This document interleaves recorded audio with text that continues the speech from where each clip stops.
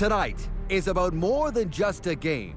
It's more than two unbeaten teams looking to stay undefeated. It's about an organization looking to the future while remembering its past.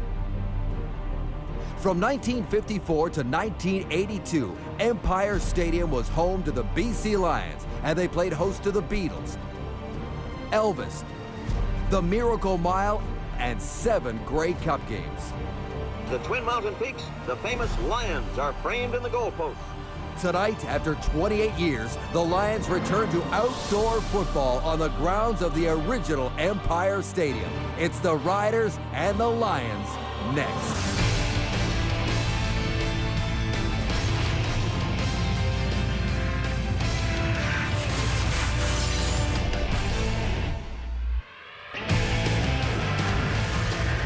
We have a special night ahead in Vancouver. Lions fans are on the old P&E grounds. Set up the old Empire Stadium. We're going into Empire Field tonight, where they're going to welcome Rider Nation.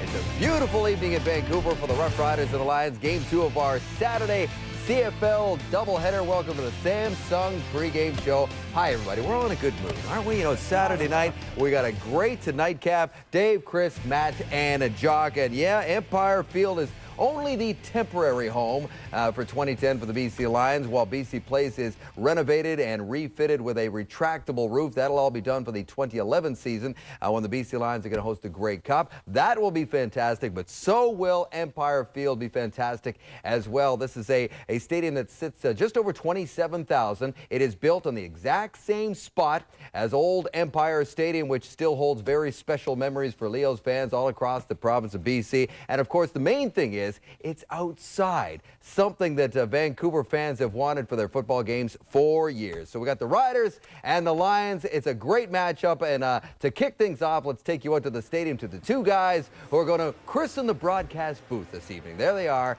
Chris Cuthbert and a guy who drove about 8 minutes to get to the stadium tonight. There's Glenn Suter.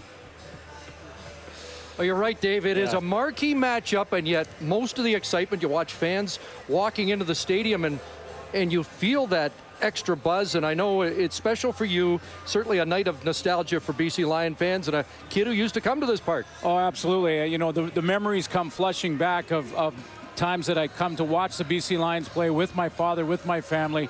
I know that's going to be the same for a lot of fans in the Lower Mainland that come to this game tonight. They're going to go through that walk in memory lane and think about names like Jerry Taggy and Larry Key and John Henry White and Joe Fort Queen. The names go on and on. I watched the big Joe Fort Queen knockdown against Winnipeg right over there in seat 15, row 40 in Empire Stadium. So that walk down memory lane is as big a story tonight as the game itself. Absolutely. It is the most intimate stadium in the Canadian Football League. It should be a fascinating place to watch Darian Durant, as we ask the question, what does he do for an encore after week 1? It really was an amazing start to the season for Darian Durant, who picks up where he left off last year. He did it all, really. He had around a 10-yard running average. He also rushed for a touchdown, but he got the passing game going. Great confidence in receivers, often throwing it into coverage. This was a game that, of course, as you know, went into double overtime. 30 points scored in the second half. Darian Durant is showing his leadership abilities. He's showing how persistent he is, that he will overcome adversity and lead this football team. Weston Dressler finishes it off in overtime. That was the double overtime touchdown that won it for the Riders. Big numbers, Chris, for Darian Durant in that first game. 478 passing, 5 touchdowns, and eliminated the interceptions in game 1. That was at Mosaic. Home field advantage, always big for Saskatchewan. They will be in hostile turf tonight because this will get loud with the aluminum seating, and it just promises to be a tough building for the Roughriders to play in. It will be, and it's going to get loud in here. There's going to be orange shirts all over the place. They brought the towels in. I know the Saskatchewan Roughriders have practiced with silent counts, but they'll have to handle the noise, much like every team faces when they go to Mosaic. Dare we say the 13th man will be with the Lions tonight, Dave? Real quick, guys, I want to ask you, you know, would this play into the game tonight for the home team and the visitors? You know, the atmosphere, the new stadium, the buzz? For about 5 minutes. 5 minutes as the visiting? Matty? Then you have to execute. I agree. Yeah. Yeah. Schulte? I agree. You have to execute after a period. I love it when they agree with me. Party poopers, That doesn't all happen very three often. of you. Okay, as a Vancouver boy, I think this is a special night, and I'm looking forward to it. You are disappointed you're not there. Dave, aren't you? I'm not a Vancouver guy. I'm not even a Canadian. I'm American, and I'm excited about this night. I've been involved in this country for 27 years, and I am jacked about revisiting Empire Field. And Jock was asking me, is it like configured the exact same way? It looks to be the Same exact direction? same direction. Everything's basically the same, minus the track around the field. Okay, very quickly, Glenn Suter mentioned the leadership ability of Darian Durant for Saskatchewan, and you talked to one of the coaches of the Riders staff last week when we were there. Doug Barry, who had a year off, head coach in Winnipeg, had a year off, now the offensive coordinator in Saskatchewan. And I asked him about Darian Durant and having him. And as an offensive coordinator, this guy is a dream. And Doug summed it up this way. He said, there are times when I will just peek around the corner to see what Darian Durant is doing with the receivers when they're studying video. And he says Darian Durant runs that meeting like he's a coach. And I could tell you that takes a huge amount of leadership, because when you're in there with your receivers and you're telling them, look, when we get this look, this is what I want to see, this is what I'm thinking, this is where I'm going. If you mess that up in the football game, other receivers are saying, oh, wait a second, in that meeting, you said that you were going to do such and such. And that's leadership. And that's what he's seeing from there. The other thing that I recall about what Doug Barry said is that he's got a stronger arm this year. I remember Tillman telling me a few years ago, Darian Durant, he's good of a quarterback. I'm not sure he's a starter in this league because of his arm. His arm is bigger and stronger. He is the leader of that football team. That holds true not only with Darian Durant, but Ryan Dinwiddie, as well as Cole Berquist. All three of those guys have cannons now, and that wasn't true about Ryan Dinwiddie last year. I am extremely impressed with Darian Durant. If you don't believe, folks, you better start believing, because this kid is for real. I can tell you that Darian Durant has taken control of this football team, and they believe. And when you believe in your quarterback that anything's possible, you'll see games and catches like this. Darian Durant simply elevates the play around him, and everybody wants to play for this guy. Why? Because he does take leadership roles in those team meetings, and to me, that's huge. I've been there before. Coaches are always looking, Schulte, for a guy to take charge. That's right. Darian Durant is made for this Rider Nation. He's made for this leadership role. People are rallying around him for good reason. And, folks, pay attention to this guy. This is not an anomaly. This is a guy that's for real, and he's going to be around for a while. Well, where Darian Durant is right now, Casey Printers wants to be, and he should be there by midseason. That is total control of an offense. But one word of caution, because, oh, my gosh almighty, up front, these BC Lions are young. Now, look at the years that they've played all the way down, but look at the number of starts. Only Dean Valley, who's been in the league 5-6 years, but he's only had 5 starts as a center. Now, the positive, it kind of reemphasizes what they were able to do in Edmonton was fantastic. But the negative, when you have those number of guys with those limited amount of starts, the consistency sometimes waver,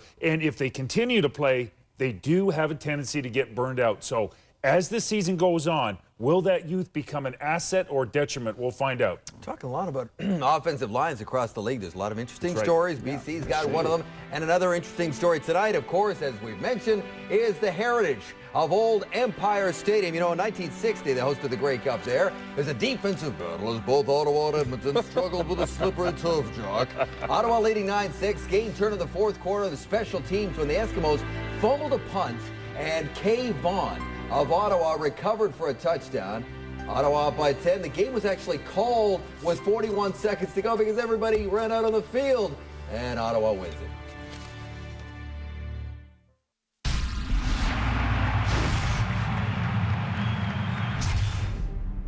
It was a state-of-the-art facility back in its day when it was first occupied. To be playing at Empire Field and to be able to tell a lot of stories, there is definitely a new beginning. It was a great feeling just to be able to play football, and of course, being able to play in Empire Stadium was a great thrill. It's impressive, and the view from the stadium, where you actually see the Lions up over the back of the north side of the stadium, the Lions that they're named for. You know, it's not something you see in Hamilton. It was an impressive place. But then when it rained and it was a bog, it was difficult in those times.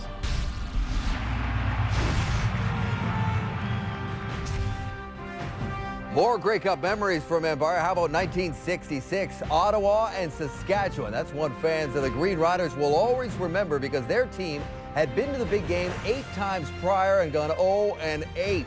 We'll pick it up tied at 14 in the fourth quarter. Ron Lancaster to Hugh Campbell, Matty. And a 5-yard score that proved to be the winning touchdown, 29-14. Saskatchewan ends a 56-year drought, and the Green Riders win their very first Grey Cup, one of 7 Grey Cups hosted at Empire Stadium. We're going to revisit a few. Those are great old pictures. And, of course, this is the night to look ahead for Lions fans to a season ahead in 2010 and also to celebrate the heritage at Empire Field. For more on all of that, let's take you back to Vancouver. And here is TSN's Brian Williams. Boy, it's hard to think of a place any prettier in our country than Vancouver on a warm, clear summer's night. Good evening from Vancouver as outdoor football returns to this city for the first time since 1982. BC Place Stadium, of course, undergoing a year's renovation, so the temporary home is here, Empire Field. It was built in 115 days for less than $15 million and seats just under 28,000. And when I heard temporary, you know, I had a bad feeling. I came here 2 weeks ago. I walked into this place and I said, wow, the players love it. The fans will love it tonight. Now, I'm standing on the actual site of the old Empire Stadium. Empire Stadium, of course, so very important to the history of both the Canadian Football League and the province of British Columbia.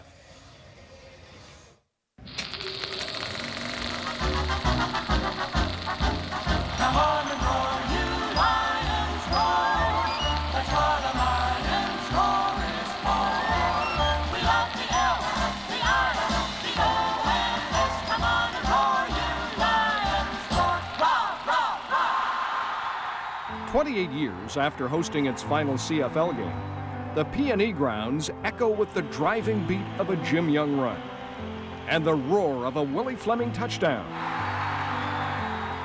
This is the new Empire Field, resurrected on the site where BC Lions football was born. You know, it'd been a lot of years since there's been an Empire Stadium, and just going in, I said, hey, this is something special this year. The original Empire Stadium was built way back in 1954 for the British Empire Games, an event that produced the Miracle Mile. Dr. Roger Gilbert Bannister of England over John Michael Landy of Australia, 1-2. And hosted concerts for both Elvis Presley and the Beatles. We're going to present the Beatles. But it will always be known as the home of the BC Lions. The Twin Mountain Peaks, the famous lions, are framed in the goalposts. It looked like the epitome of stadia in Canada at the time when I got here. It was, to me, an awesome place. At the time, I think it's at close to 30,000 fans. Figured, what am I going to do? What am I going to do when we're out to go to play and these people are all watching you play? This is where a generation of Vancouverites first became Lion fans, like a young Scott Ackles. His late father, Bob, the legendary former president of the club, was an executive in the 1970s. Now, as youngsters, your dad's, with the Lions, what chores did you and your brother have to perform when you went to the old stadium? Helping him paint helmets on the concourse. We used to drag them out and put them actually right onto the cement of the concourse of old Empire Stadium there. And I remember the spray unit that he used to use, and of course putting the decals on the helmets, preparing them for the game the next following days. Empire Stadium was quite literally Scott's childhood playground, but it was also a place that his father often criticized. Let me read a quote from Bobby Ackles' book. He wrote, "When it was overcast, the fans were snotty. All you heard was whining. How about somewhere you don't get rained on or covered in pigeon guano?" The pigeons. There was one occasion I do recall when there would be a gentleman that would come into the stadium with a shotgun, essentially to get rid of some of the pigeons. And this would happen during the week, and I'm not sure whether it was loaded with blanks or not, just to simply make that noise to get him out of there. But I recall that being a regular activity, a few days in advance of a game. But it wasn't just the birds falling from the skies above Empire Stadium. There's an obvious side effect to playing outdoors in Vancouver. And the rain continues to pour. This is Vancouver. It rains here quite a bit. Where Empire Stadium was built was a former bog. When we had grass here, it became mud, and it was a bog, and it would be 8 inches deep. Regardless of weather, former Lions are ready to relive old memories, like Hall of Famer Jim Young, whose sons will enter Empire Stadium for the first time in 30 years. But for Ackles, it will be bittersweet. Will it be tough to go to the game without your father? Oh, there's no question. Yeah. He'd like this, wouldn't he? Oh, totally, yeah. When the roof came down on BC Place Stadium following the Olympics, Lions fans were given an opportunity. Fans like Ackles, now an executive himself, can take their children to the same place their fathers took them. The stadium, they fell in love with Lions football. This is a great opportunity for us to go back to Empire Field and to tell the stories, how we started, where we've been, where we're going. It's going to be fun to take my kids to this facility and to celebrate the past. And at the end of the day, their dad just happens to do what he does, and that's kind of the way that I was when I was a young child. Is it just something that Dad did? Come on and roar, you Lions, roar, roar, roar, roar. And joining me are two men that played a lot of football at the old Empire Stadium. Hall of Famers, quarterback Joe Kapp went on to Minnesota. Coach Cal Berkeley was in the longest yard. And the man that they consider the greatest halfback in the history of Canadian football, Willie Fleming. Thank you for joining us, guys. Oh, my pleasure. Nice to be here. Now, what was your average? They were telling me his average per carry. 9.8 yards. 9.8 yards. And I call all the plays. You call all the plays. How about some memories? We'll talk about this stadium in just a minute. I know people across the country remember the 63 Grey Cup. You lost to Hamilton. You beat them the next year, but Angelo Mosca nailed you with that sideline hit. Who's this guy? You know? Is that your vivid memory of this place? No, heck no. We had many good games here. You know, I mean, that was just one game. He made a name for himself, and I've talked to him a couple of times since then. So no, he wasn't. The biggest memory is beating his butt when we went back to Toronto. And this man here, it was like playing cards and having an ace. Having an ace and then winning the game, are you going to play that ace? And I think 3 years we had touchdown passes over 100 yards, but I only threw the ball 20. I mean, the man made the... What arm. Guys, some memories here, Joe. Thoughts that come back from the old stadium. Well, this is, it's Willie. Willie was the most exciting player that I ever played with, but we built a team here. It was a new team, it was the expansion team, and it wasn't the Vancouver Lions, it was the BC Lions, and we just had, we grew up together. The people in the community were with us, and it was a tremendous spirit. Well, what about the stadium, though? I mean, it has been known to rain in this city. Some memories of playing in the mud here. Well, I mean, don't that make it exciting? You have a little rain once in a while, you have a little fog once in a while, a little snow maybe, but you turn around, you look up, and you see the Lions heads in the mountains and everything, and people sitting out here. They loved it. We loved it. Is there a play you remember here, a particular play, Joe, or incident? I think there were so many, but once again, having Willie in the backfield and our defense. You win football games on defense. Tom Brown, our middle linebacker, Mike Kasich, Dick Fouts, Neil Beaumont, Ronnie Morris. We just knew that when we came on the field, once we got our act together, and it took us a couple years, that we were a very strong football team. He doesn't like to talk, does he? No, not very much. That's why we had the huddle was always so quiet, because nobody could get anything in, As we go, quick thoughts on this facility. I think it's great. I mean, I hate to see it's temporary, but I think it's a great thing to come back here and play some ball games. Joe, there's something missing here today. We can't see the Lions. Those are the mountains. Listen, we got to go. Where are you living today? What are you doing? Los Gatos, California, and we're working on a kids foundation, helping kids stay in school. Willie? I'm in Vegas right now. So. And what are you doing, retired? I'm retired, having a good time. Willie Fleming, Joe Kapp, part of a great football history in this province as the BC Lions go back in history tonight. Thank you, fellas. Thank you. Thank you. There's a walk down memory lane. Two Lions greats. Joe Kapp. Talking about memory, you can't even talk about this. What do you mean? Preseason, we have a meeting. and the league's there, and the president of TSN's there, and Dave throws up his hand and says, he's from Vancouver, in case you didn't know, folks, I think we should take the whole show on the road for the first, like, 6 games of the year at Empire Field. We should just make this the focal point of the entire season. I did not. This is a slight exaggeration. Hey, and I was only barely. I'm in agreement with you, too. Yeah. Yeah. Hey, I'll tell you what. I think it's going to be a special season. I think that's going to be a distinct home field advantage. Hey, I remember sitting in the old Nally's chip section at Old Empire Stadium. Here's the '63 Grey Cup between the Lions and who were they playing that year? At Hamilton, that's right. And this is the game that they were just referred to. Willie Fleming was knocked out by Angelo Mosca, and then Hal Patterson connected with Bernie Filoni on a 70-yard touchdown. Cats won it in '63, 21-10. 1971 Grey Cup at Empire Stadium. 2 teams looking to end Grey Cup droughts. The Stampeders have not won since '48. The Argos have not won since '52. Schulte played in this game. The decisive moment happened in the 4th quarter. Toronto trailing 14-11. Schulte fumbles and slips on the wet turf. No, it was Leon McQuay. And the Stamps recover. The Stamps to win the game and the Cup 14-11. Speaking of the Stampeders, they played earlier today in Hamilton.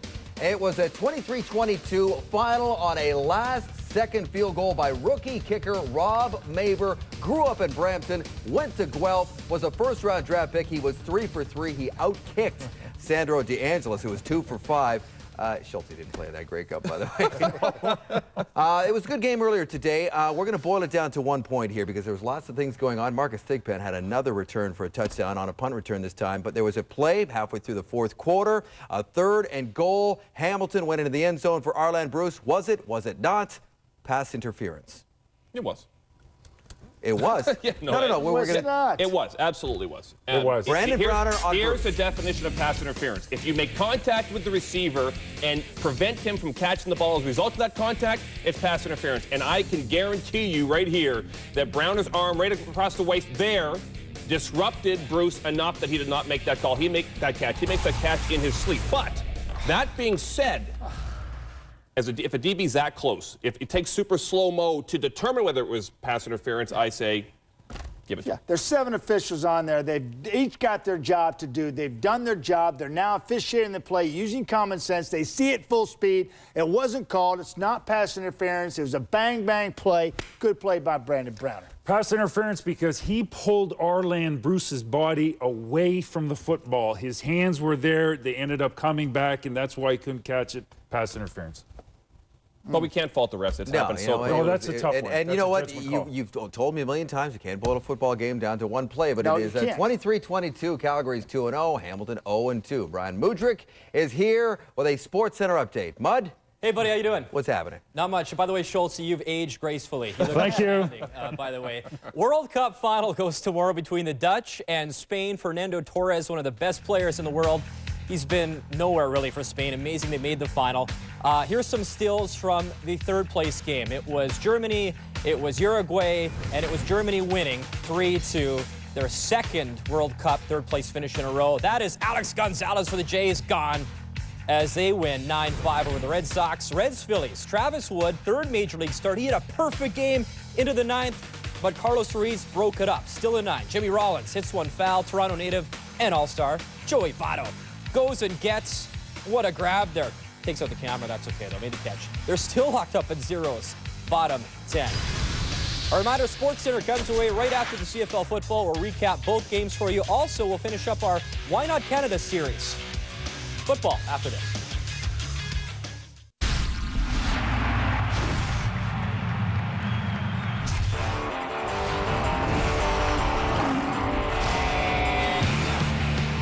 Tonight, it's a matchup between 2 of the league's top quarterbacks. Last week, Darian Durant led the Riders with 5 touchdowns, en route to a huge comeback win against the Alouettes. While for BC, Casey Printers was tactical and efficient as the Lions topped the Eskimos. It's a divisional battle as the Lions take on the Riders. Next.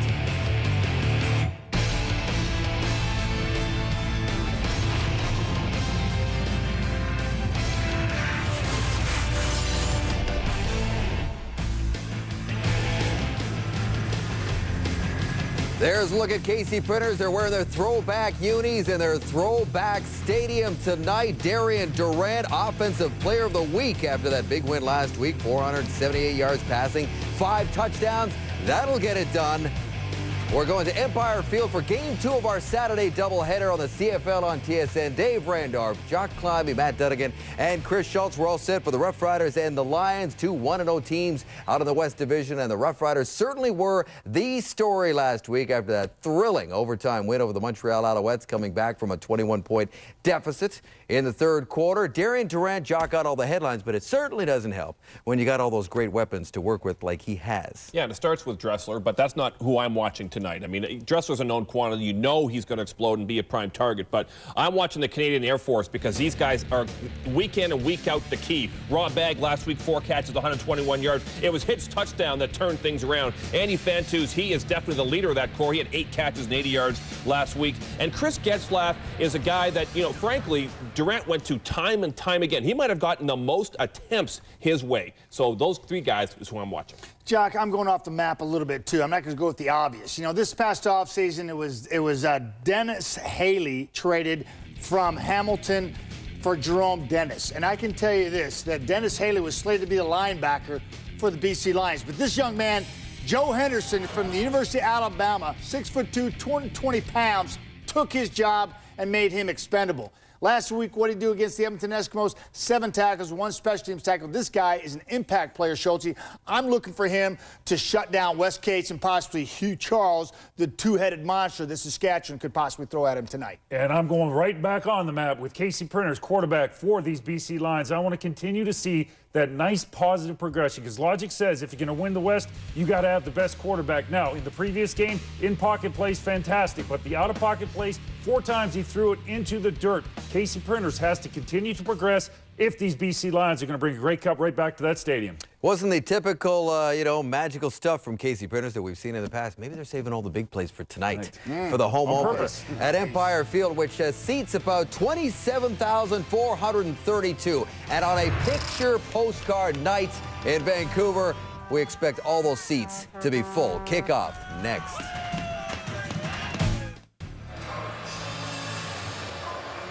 Thank you, Dave. You're watching TSN, your exclusive home of the Canadian Football League and the Grey Cup. And what a backdrop we have tonight.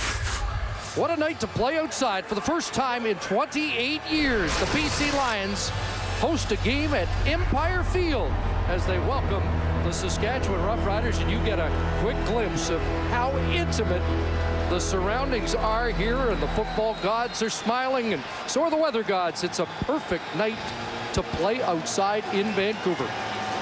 Well, his teammates and coach say that Casey Printers has matured since his first stop with the BC Lions, and he showed that maturity in week 1. First win for BC in Edmonton. Printers didn't have big numbers, but he managed the game and eliminated mistakes. The guy who did have big numbers in week 1 was Darian Durant for the Saskatchewan Roughriders. 5 touchdown passes, eliminated mistakes, no interceptions. The only question, what does he do for an encore? Well, 54 points last week. Ken Miller says 60, a point a minute is possible. His team 1-0, and so is Wally Buono's club. Try to erase the bitter memories of last season's 8-10 season that began with 4 losses in their first 5 games. Different start this year. They were impressive in Edmonton last Sunday. Paul McCallum has it on the tee. Hugh Charles in the lineup for the Roughriders. He'll return kicks along with Stu Ford, and we are back at Empire Field. And week number 2 for the Lions and Roughriders is underway. Charles taking it across the 32-yard line, and Saskatchewan goes to work on offense first. Weston Dressler, 10 catches, 154 yards, and a touchdown in the double overtime game. There is the Canadian Air Force +7 in Weston Dressler, his jersey number. And on the offensive line, 1 change. Joe Bell is out. Wayne Smith comes in at left tackle. That offensive line. Starting lineup brought to you by Rona, proud sponsor of the CFL. Rona, doing it right. Play action fake to Cates on a roll. Durant looking for Andy Fantuz, He'll pull it down and step out at the 46-yard line with a Rough Rider first down. Timing route on the outside. Fantuz can take his time on this out because he knows Darian Durant's going to be on the full roll and not ready to throw, so he gets a couple of moves. First move to the out, he goes up a bit, then another move to the out. Lots of separation there and keeps it both feet in bounds. And the Rough Riders immediately test the newcomer in that Lions secondary. Stanley Franks had a strong debut at Commonwealth. First down, going through the reads, Keats out of the backfield. And he's cut down quickly by the corner, Dante Marsh. Big free agent signing in the offseason was Karan Williams over from Montreal. He is nicked and not in the lineup tonight, so Brent Johnson will start at defensive end. Now, people used to Brent Johnson starting, but this year he was penciled in as a rotation guy through that D-line. He will start tonight, and there's the secondary with Davis Sanchez on the corner for the BC Lions, back home where he grew up, over from the Montreal Alouettes. 6 for Kate, 2nd and 4, 6 receivers out. Durant steps up, and it'll be stopped short of midfield and short of the first down. Anton McKenzie, the former Rough Rider who has moved it into the middle linebacker spot in BC with the tackle. Very active linebacking core. When you have Corey Banks, the converted defensive back in there, he had a big game to start, and they move Anton McKenzie into that middle. And he was there to track down Darian Durant. And there's Joe Henderson, the newcomer that Matt Dunnigan talked about, of Alabama, a free agent signing in Atlanta workout. So Louis Sakota comes on, and there's Robert Jordan, the newcomer, along with Dante Marsh deep.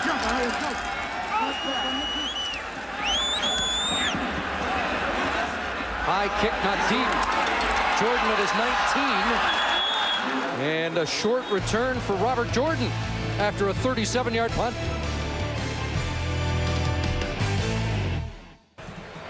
And the consensus here in Vancouver, they have done it right in this temporary facility. Real buzz throughout the stands about how people would like it to be a little more than temporary.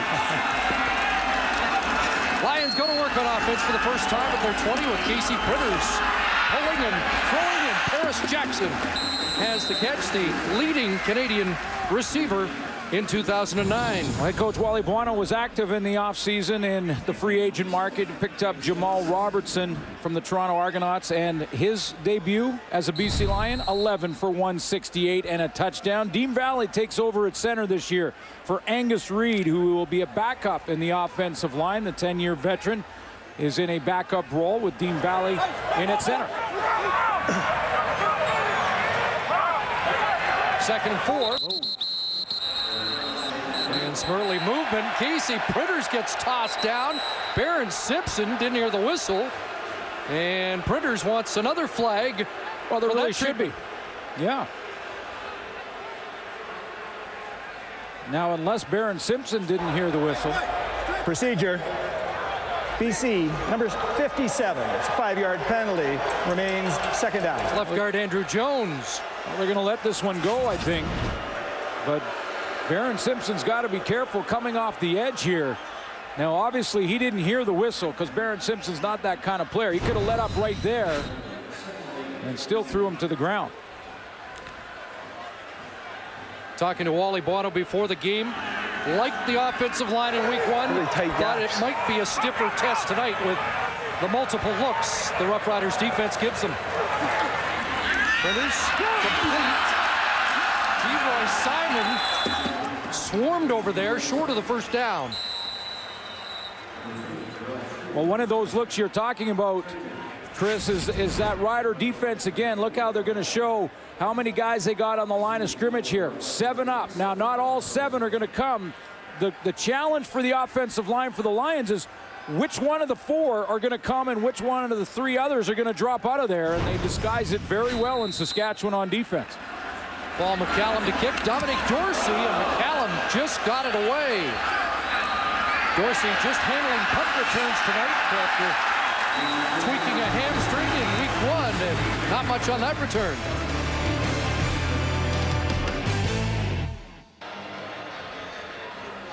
First time I've been able to say this. Let's go down to the sunny side of the field and join Farhan Lalji in Vancouver. Yeah, I can't remember the last time I wore a golf shirt at a home football game here, Chris.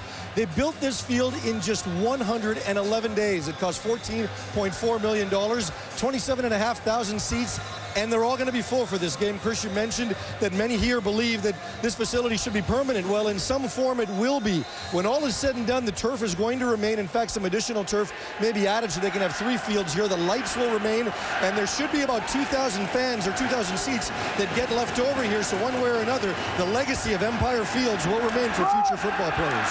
There's Wes Cates trying to the left side. Not much for Cates. A couple of yards after a 100-yard game in week 1. I know it is a walk down memory lane for a lot of people in the Lower Mainland and in this province to come back and revisit Empire Field, Empire Stadium, and go through those memories of some of the great BC Lions teams. I remember the Cardiac Kids back in the 70s with Jerry Taggy and Jim Young and some of the great players that played here. You got the North Shore Mountains in the background.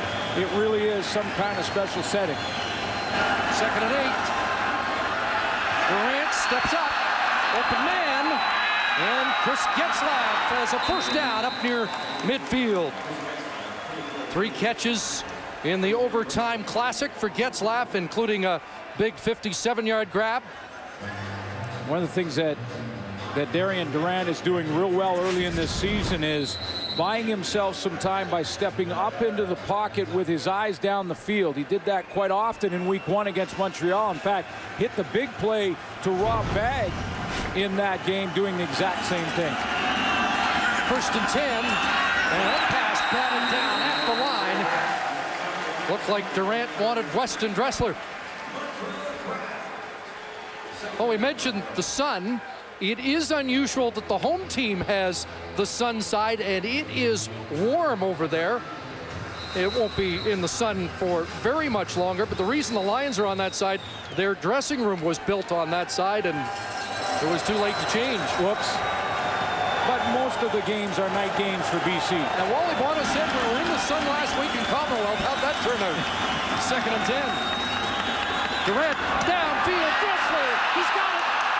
Weston Dressler with another big catch after a 9 for 154 game on Canada Day. Weston Dressler is going to have Anton McKenzie, the linebacker, underneath him. Now, the only reason they'll run this matchup is because he goes down the seam, so he's going to get picked up. There he is, 42. But Anton McKenzie knows he has help over the top from Ryan Phillips, who gets there just a split second late. But we've seen Weston Dressler, even when taking the hit, come up with that catch time after time.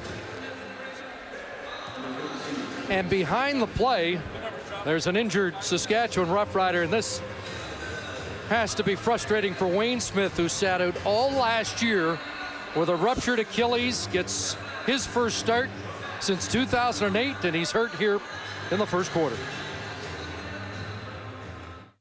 And a gut-wrenching moment for Wayne Smith. Cart has been brought out to help him off the field, getting his first start of the year, replacing Joel Bell at left tackle. Yeah, he had the Achilles last year, and it doesn't look like he gets twisted up here working on Dominique Pittman, but it just looked like that left leg sort of folded underneath him as he was getting pushed back a little bit by Pittman. And now they will move Gene Mikowski out to tackle and bring in Chris Best to play guard. But you got a feel for Wayne Smith, who finally worked his way back into the starting lineup, got the start, did not start in week 1 against Montreal. That was Joel Bell. Finally worked his way back in, so I know he's frustrated. You got a feel for the guy. They'll move Mikowski out to tackle. He can play almost every position, and in comes Chris Best in his 4th season with the Saskatchewan Roughriders, and he'll play inside at guard. Best, the Waterloo product, and what about the luxury of having a guy like Gene Mikowski who can move around on that offensive line and star wherever he plays. In his 250th game for Saskatchewan, Mikowski back at left tackle. First down, and Cates testing the middle of that Lions defense again, and Joe Henderson in on the stop. Well, it was a defense in week 1 for BC that did give up 139 yards along the ground. They played well on that defensive line against the pass, getting after Ricky Ray in Edmonton. They do want to shore up their run defense a little bit, and Wes Cates coming off a big game himself. Lions were the worst team against the run last year, 138 a game, and actually gave up 139 in the opener, but they feel they are better. Second and long, Durant looks for Prichet Rodriguez in a battle with Dante Marsh. It falls incomplete. Well, Dante Marsh at the end of this play does the right thing by turning around and trying to find the football, because there was a little contact going down the sideline on Prichet Rodriguez, but because he was looking back to the ball, he's going to get away with it. You can see him trying to find it right there. He turns his back to the receiver. So the contact really incidental. They're both battling, and they both allowed their position on the field. So good defense by Dante Marsh. So Luka Kanji comes on to attempt a 31-yarder. Looking for the first points ever at Empire Field. And there it is. Roughriders strike first. Built in 1954, the original Empire Stadium, Chris, for the British Empire and Commonwealth Games back in 1954. In 57, Elvis, not a long time, was here in concert at Empire Stadium. It was only about a 22-minute. The Beatles in 64 came to Empire Stadium and were only on the stage for 27 minutes because the crowd in Vancouver swarmed the stage, swarmed the field. So both concerts were quick. You tell me the Lion fans might storm the stadium or the field today? They may storm the field. You know, back in the old days, you could do that. The kids in the end zone used to sit in the end zone seating. And in the old days, at the end of the game, all the kids were allowed to run on the field and go touch their heroes and pat them on the shoulder pads. So they would come out on the field. That's gone away over the last 15, 20 years. But that was a tradition here in Empire. Luka Kanji, a Simon Fraser grad, gets the first points at revamped Empire Field. And now it's drilled downfield to Robert Jordan from his 11. Good return for Jordan, and now dumped at the 35-yard line as Neil Hughes makes the tackle. A couple of changes for that Saskatchewan defensive line this year. I know it's well documented, but Stevie Baggs and John Chick are gone, so the new ends are Brent Hawkins and Luke Mullender. We've got our eye, though, on Daniel Francis in the linebacking core because he's replacing Tad Cornegate, who was nicked in game 1. And Donovan Alexander on the corner needs a huge bounce-back game from that first game versus Montreal. Play action fake. Printers in trouble, and Hawkins brings him down.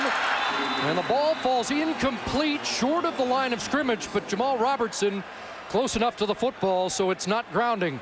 But the Hawk putting early pressure on Casey Printers. Well, he runs right past his man, quickness off the line of scrimmage, but he also runs by the back in the backfield in Jamal Lee, number 23, who's got to try and help his quarterback and pick him up coming down Main Street like that. Ran right by 2 blocks. Second and 10 again, early movement. There's some question with this offensive line. Domain Duckett for the BC Lions out there at left tackle. Got a new center in Dean Valley. So there have been some changes on the offensive line, and you can see they're still trying to find their way a little bit. That's a second procedure call. BC, number 69. It's a 5-yard penalty, remains second down. That's Duckett, and they have 10 games of CFL experience at their respective positions. 6-2-2-2. So it's second and 15. Riders show pressure. Printers bends it far side. And O'Neal Wilson brought it down. Short gain. There's Donovan Alexander making his first tackle of the night. Well, just the different looks that Saskatchewan's defense are giving the BC Lions right now are causing them to go to that quick game immediately and try and get the ball out of Casey Printer's hands. Sometimes the Saskatchewan Roughriders are showing that blitz, though, and they're not coming. So They've got to sort out and try and evolve as this game goes on, the Lions offensively, because right now just that show blitz has got them jittery. Doesn't look like we're going to get 105 points in week 2 from a Roughriders game. That ball bouncing around, and Dorsey will get the no yards, 5-yard variety. As there were a number of Lions within that restraining area.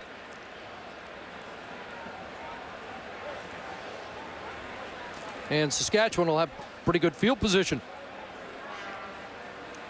Dominic Dorsey, I know, is itching because he's watching other returners in the league rip off big returns. Including a guy that was with him in training camp. Yeah. No yards. BC number 56. Penalty is declined. The gain was greater. It's first down. Solomon Elamimian was one of the Lions within that 5 yards. Marcus Thigpen, another return for a touchdown earlier this afternoon for the Hamilton Tiger Cats, and that loss to the Calgary Stampeders. Dominic Dorsey is telling the coaching staff he's itching to get it going. He wants to keep pace. So that's 6 on the season. Kick return touchdowns.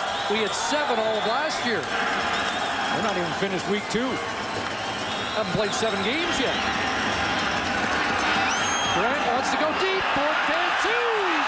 And it's broken up. And there's the newcomer in the secondary. Yeah. Stanley Franks.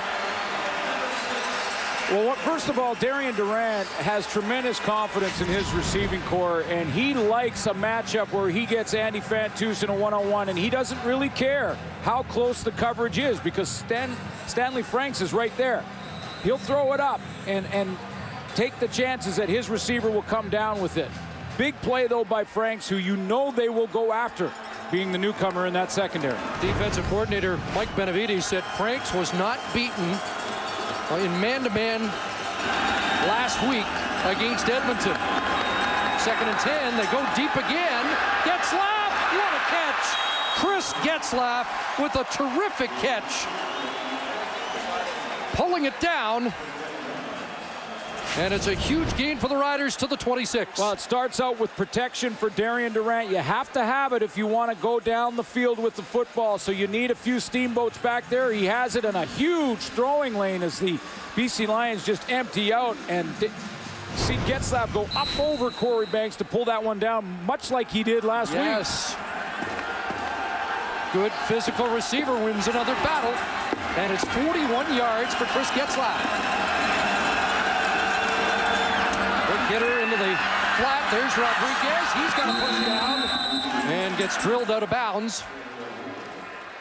Receivers will love that. I know Jock Climby would tell you that when you have a quarterback that is so confident that it doesn't really matter if you're covered. He's going to give you a chance, even if you're covered on a play, to throw it. This is just a quick hitch out to Rodriguez. Pick up good yardage on first down, a high percentage play. But receivers love that because they know they'll keep with the route at the top end. Ryan Phillips bumped him out, but it's a 14-yard gain for Rodriguez. A touchdown last week in the opener. Durant, nobody open. He takes off. Darian Durant, touchdown.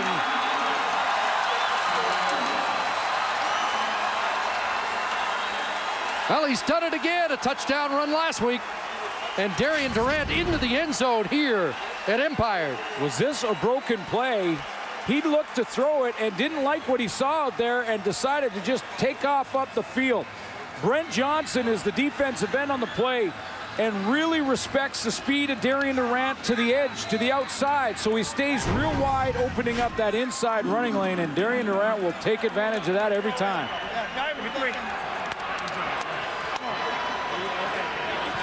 So the Roughriders intent to crash the party. Extra point through, and they're on target. The point a minute. 10-0. 10 minutes in. Quick recognition by Darian Durant. Let me throw you the 3 principles. There's the 3 guys. Dan Goodspeed, the right tackle. You've got Aaron Hunt inside, and there's Johnson on the outside. Now, Johnson's going to stay wide. Goodspeed takes Hunt down low, and look at the quick recognition as Darian Durant quickly notices that he doesn't like what he saw at the receiving core. He sees the open alley, and he takes it. 4 plays, 67 yards. First touchdown of the game. Robert Jordan. And Jordan with the flag down is dropped by Lance Fraser as he crossed the 35. One of the Lions' concerns early in the season is to improve their return game. Well, and one of the things... Illegal block on the return. BC, number 92. It's a 10-yard penalty. Becomes first down. Dominic Pittman assessed the penalty back to the 25.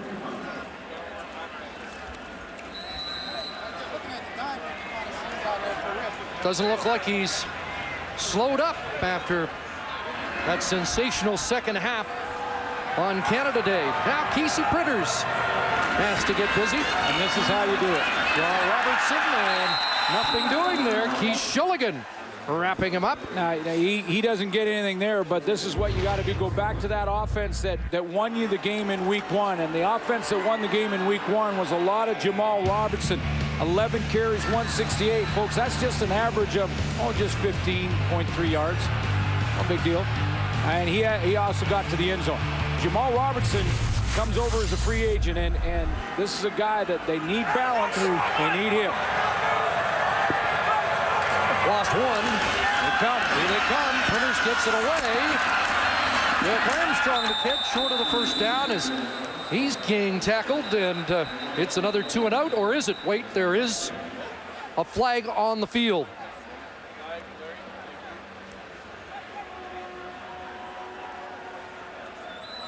Man, it's going against BC.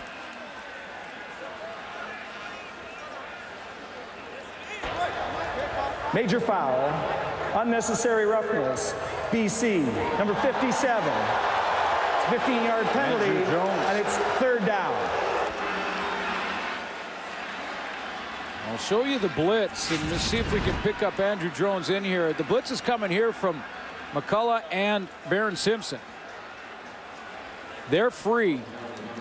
Andrew Jones on the unnecessary roughness is in that guard, and we just lose him just to the outside, and it looked like he threw one of those defensive linemen down.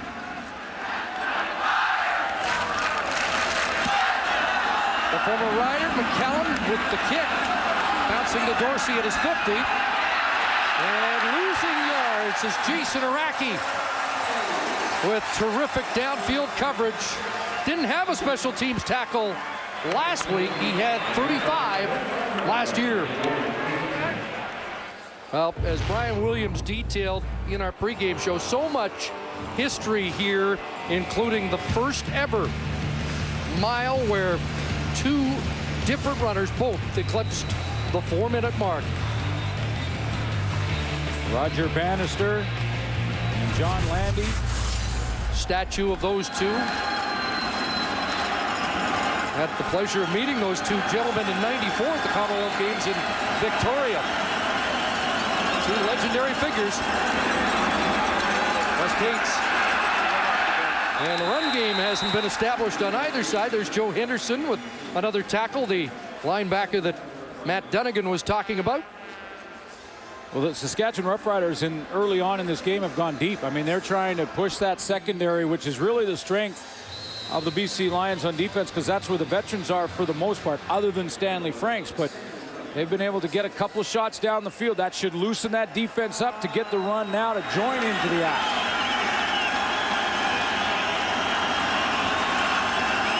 Second and 9. Here comes pressure. Durant has Dressler, and he gets popped by Tad Crawford, the new starting safety, but sure-handed Weston Dressler hangs on.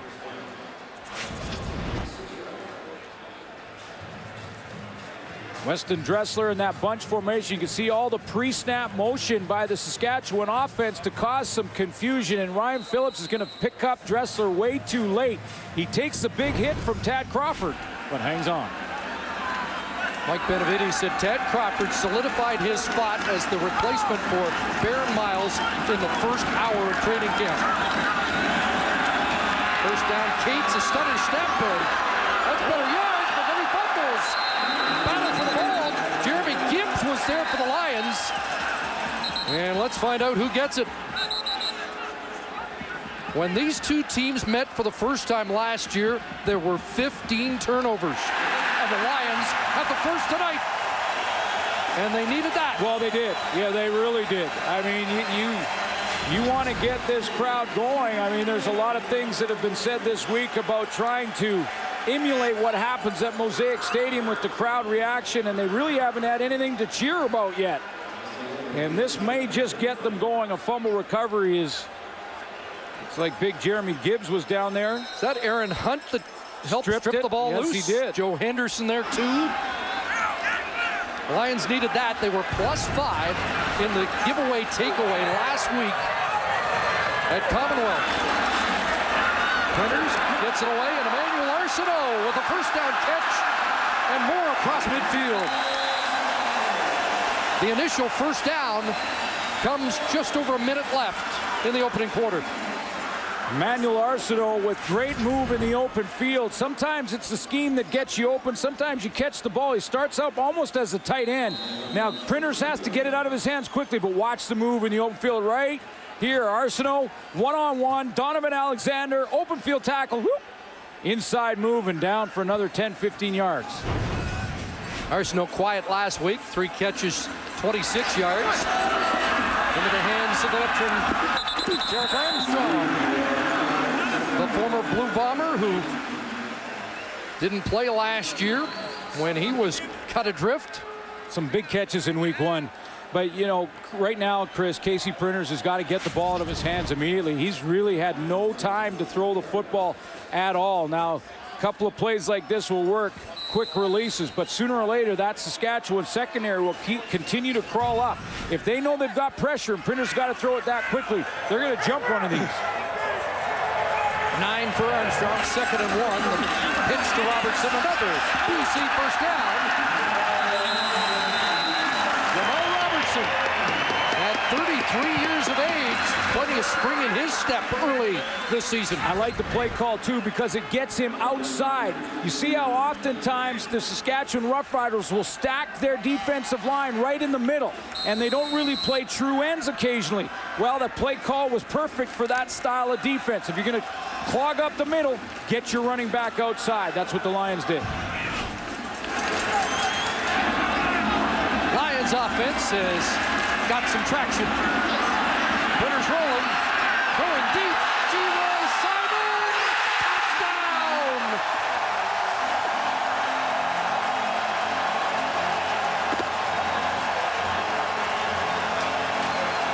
Superman's arrived at Empire, and the Lions are back in it.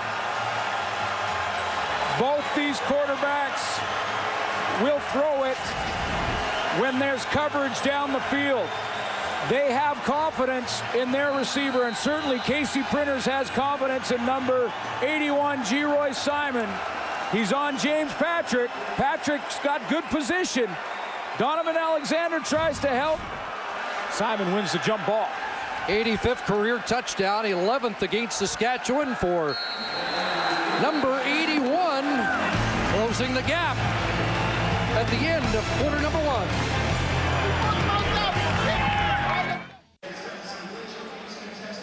First quarter stats are brought to you by Tim Hortons, proud sponsor of the CFL. All Saskatchewan in that first quarter until that last drive. 75 yards of the 98 for the BC Lions coming on that last drive that was capped off by the G-Roy Simon touchdown. It's amazing how a turnover can change the complexion of a game, because it looked early like the Roughriders might just run away with this. Well, and one thing the Lions were counting on was this crowd to make it tough on Saskatchewan, but they had nothing to cheer about until that fumble. So that was a big, big play. They turn into points, and now the Lions have some momentum, even though they still trail. G-Roy Simon's done it to the Roughriders before, and he helps get the Lions back in this football game. Here's Charles. And a good return for Charles. Up across midfield. Hugh Charles to the Lions 45, and it's also amazing what a big return can do for momentum. It grabs it right back, whether it be a turnover on defense or one of the big returns on the teams. Charles going to take it and bait all of the Lion cover men to go to their left. He cuts back against the flow and picks up good yards to try and grab some of the momentum back. 45-yard kick return for Wes Cates, back up and running back. First down, BC 45. Durant rolls. In pursuit, Pittman. And incomplete. Plenty of heat from Dominique Pittman. Let's go back to that touchdown, show you how Geroy Simon got open and really where he won the play. He won it at the top end of the row because it's a zone defense. Lance Frazier's going to vacate. He's taken off to a different part of the field because it's zone. Now, Patrick gets caught a little bit shallow, and Simon gets in behind him. But this is where he wins, right at the top of the row to win the jump ball with two guys all over him.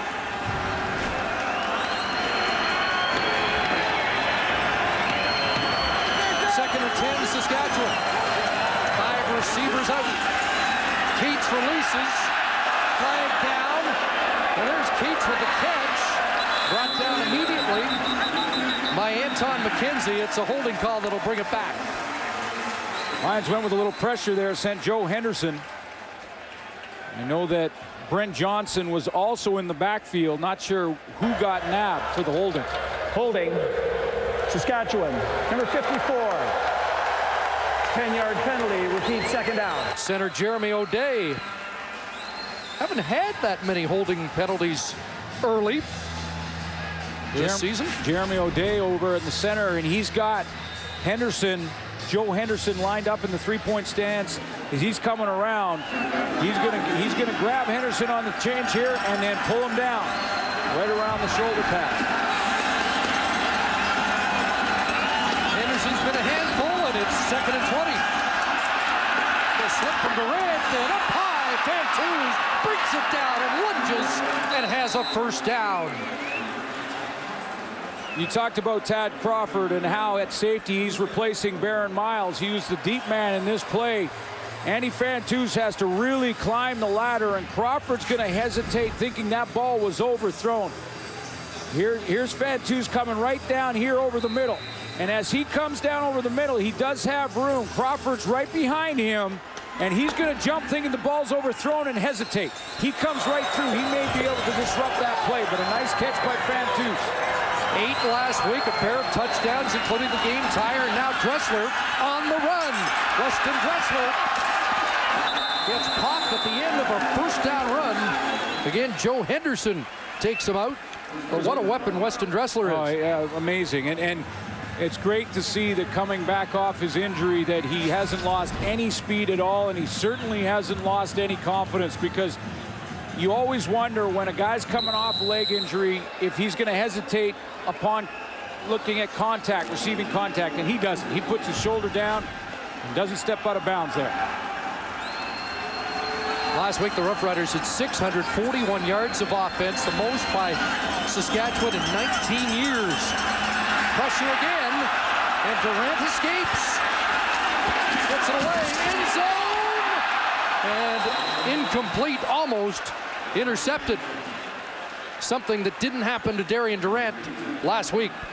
No, and he broke one of the fundamentals, one of the cardinal rules for quarterbacks, which is if you're rolling that way, don't throw back that way.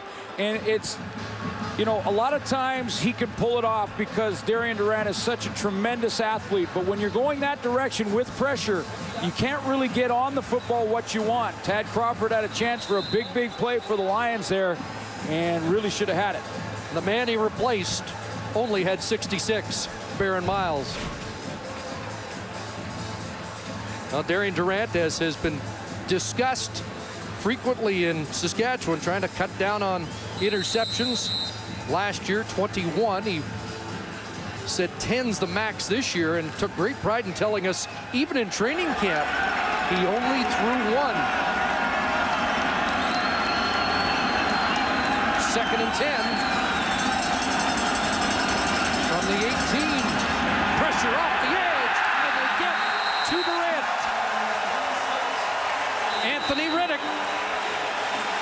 An extra DB was sent on the blitz. No disguise from the BC Lions here. They're going to go right across the board, line everybody up on the line of scrimmage. 1, 2, 3, 4, 5, 6. There's one to the left of the screen, and the number 6 is Anthony Reddick. He's going to be the free man. Now, Darian Durant has to either roll away from him because he's unblocked, or he has to get rid of the football because no one there to block Anthony Reddick off the edge. So a loss of 8. Kanji from 32. And the Simon Fraser product good again, expanding the Roughriders lead. Breathtaking night in Vancouver. And where would you rather be if you're on the West Coast than here at Empire Field? 13-7, Saskatchewan with the lead. Jordan and Robertson away. Robert Jordan, a high school teammate to Dominic Dorsey on the return. He's brought down up at the 44-yard line. James Patrick among the tacklers, and tempers are short. Well, Wally Buono, also nostalgic.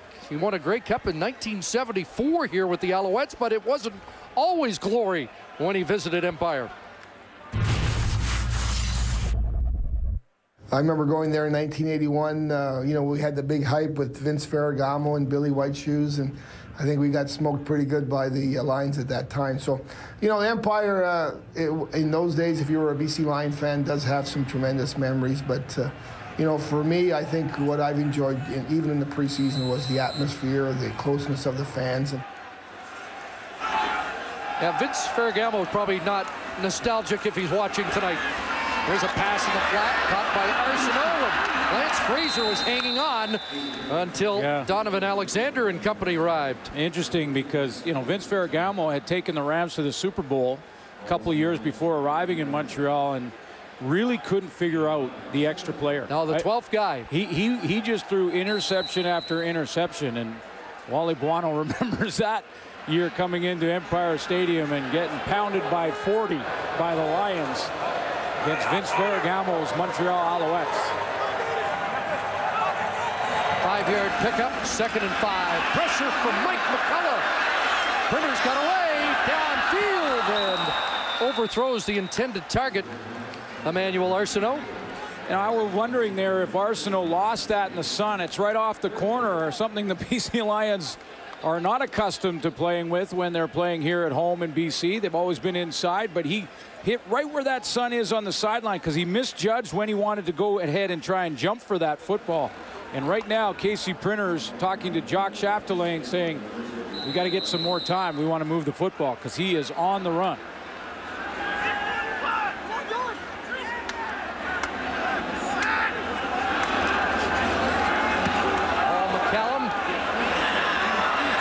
Dorsey from his 11.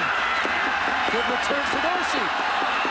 And on the cut, he did blow a tire and ends up down at the 30 thanks to Anton McKenzie. Well, it's definitely home turf for Davis Sanchez with more. Here again, Farhan Lalji. Yeah, Chris, for the first time in his career, Davis Sanchez is a member of the home team in his hometown, and it's more important to him than simply that, but most important is his mom, Linda, who he's very close to, gets a chance to watch him. In 2006, Linda was diagnosed with cancer. Since then, she's beaten it twice, and he loves having her here to talk to after practices and after games. He grew up just minutes away from the Lions practice facility in North Delta, and when he first got drafted, he didn't want to be a Lion because it wasn't cool back then, but things have certainly changed. He wears number 2 in honor of her. She was born on January 2nd. It's pretty cool when he looked through the chain link fence at practice every day. Driving back to work, and Hugh Charles gets a series here on offense, as Ken Miller promised he would in the first half, and maybe a little bit more later in the game. Davis Sanchez really hasn't been picked on at all, and they're not going over there so far. Darian Durant has sort of left him alone on the wide side of the field. Probably a wise decision. A 10-year vet Be crafty out there, and he can jump and play in a hurry. Wally Bono used to pursuing free agents, but said Davis Sanchez pursued us. He wanted to come home. 2nd and 6. Flag down over the middle. Rob bagged the catch at the 40-yard line, and there's Davis Sanchez tracking him. Let's find out what the penalty's all about.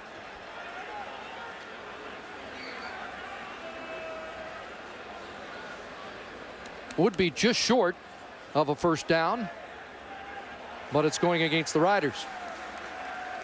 And so Wally Bono has a decision.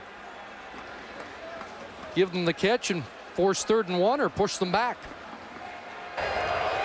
Offside. Saskatchewan number 6. 5-yard penalty. Repeat. 2nd down. So it was Rob Bagg that was offside. Well, Davis Sanchez shows his veteran savvy. Rob Bagg is the wide receiver right here. He's coming down. Now Davis Sanchez is directing traffic. You'll pick up in a second. He's trying to get the whole secondary to go back and take the other guys outside him, and he's going to track Rob Bagg all the way underneath and make the tackle on him, and Bagg is offside. Instead of 3rd and 1, the Lions will force Saskatchewan into 2nd and 11. Big pressure, and they dump it off, and away goes Hugh Charles with a cutback and a first down across the 45-yard line. Pulled down by Anthony Reddick, but the Roughriders convert on 2nd and long. Anthony Reddick knew he was wrong when he left. He put on the brakes in a hurry. He's going to come off the edge free, but he knows he's being baited about halfway, about 4 steps into it. 1, 2, 3, 4, and he goes, wait a minute. Why is he not looking like he's going to throw from the pocket? He's going to run the screen play, so he puts the brakes on, has to hustle back. 6. Roughriders, the best team in week 1, converting 2nd down at 57.7%. Hugh Charles again the carry. O'Neill running for another first down. In the Lion territory, he's out at the BC 43. He pushed Wes Cates in camp, but as Ken Miller said, he didn't knock out the champ. So he started the year behind Wes Cates. And some good blocking, Chris, at the point of attack. Watch Gene Mikowski, who's had to move out to tackle here. He's going to handle the end here, and Jeremy Gibbs. Good drive block out there. That kicks him out. That gives Hugh Charles a chance to jump up into the middle and pick up good yards. 20-yard run for Hugh Charles. Chris Sark at fullback, Weston Dressler, and the Lions read it beautifully. And there's Jeremy Gibbs in his first game with the injury to Karan Williams making a big play. And an interesting dance. But Jeremy Gibbs does what fundamentally you should do every play as a defensive lineman. Get upfield. If you get upfield, if that's your starting point, get upfield, get upfield. You never know what's going to come back to you, even if you think you're on the backside of a play. Weston Dressler came right back to him. Loss of 7 for number 7. 2nd and 17, back at the BC 50. 6 receivers. All right, and Durant will step up, take off, and hit the deck as Corey Banks tried to lower the boom. Quarterbacks this year have been instructed by the league. This memo went to all the teams and all the coaches that if you're going to hook slide feet first, you've got to do it quickly. You've got to declare yourself and give yourself up before the defender gets there. Now, Darian Durant has got a long way to go for this first down, and he's just a split second late. I'm not even sure if he tried to slide there. I think he just might have slipped and lost his footing.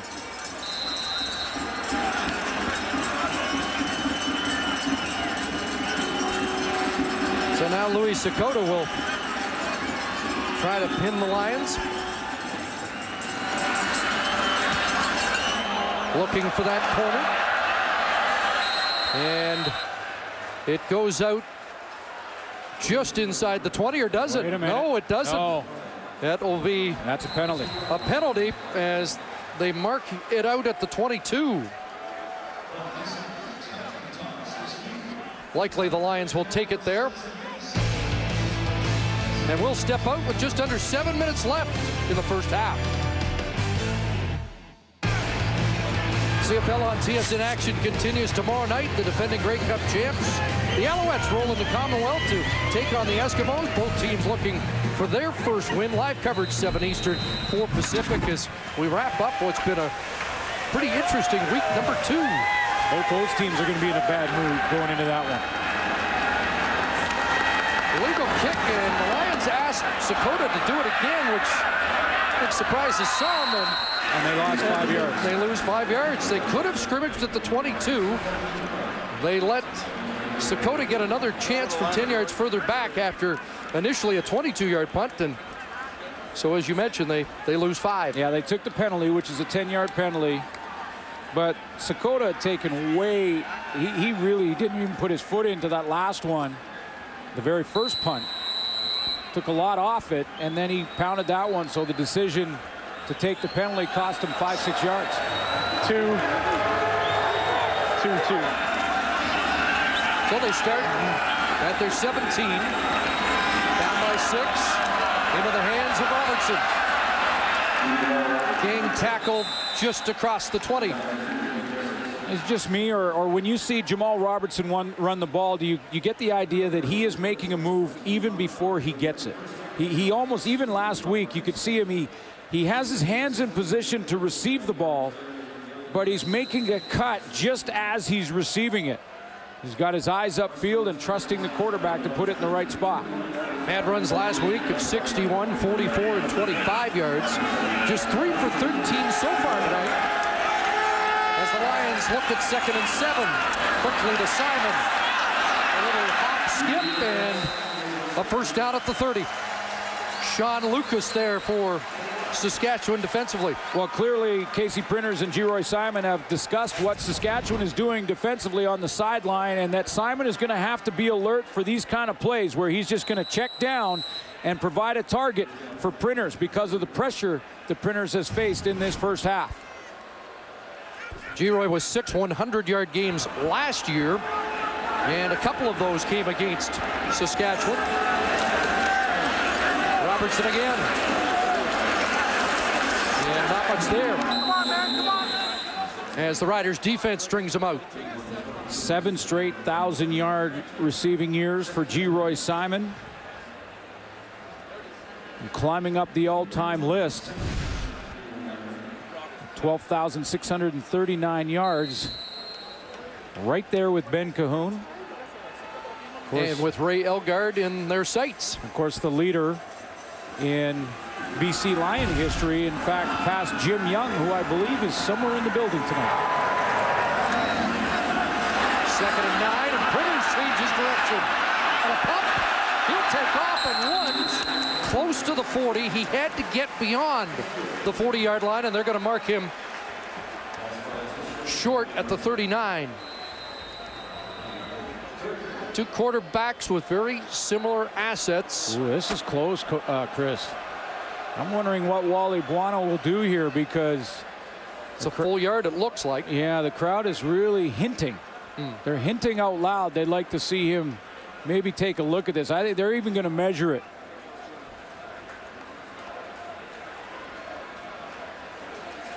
Oh, and you have 236 career wins, you get a little extra time to make your decisions. It is a full yard. Because clearly it was a yard short.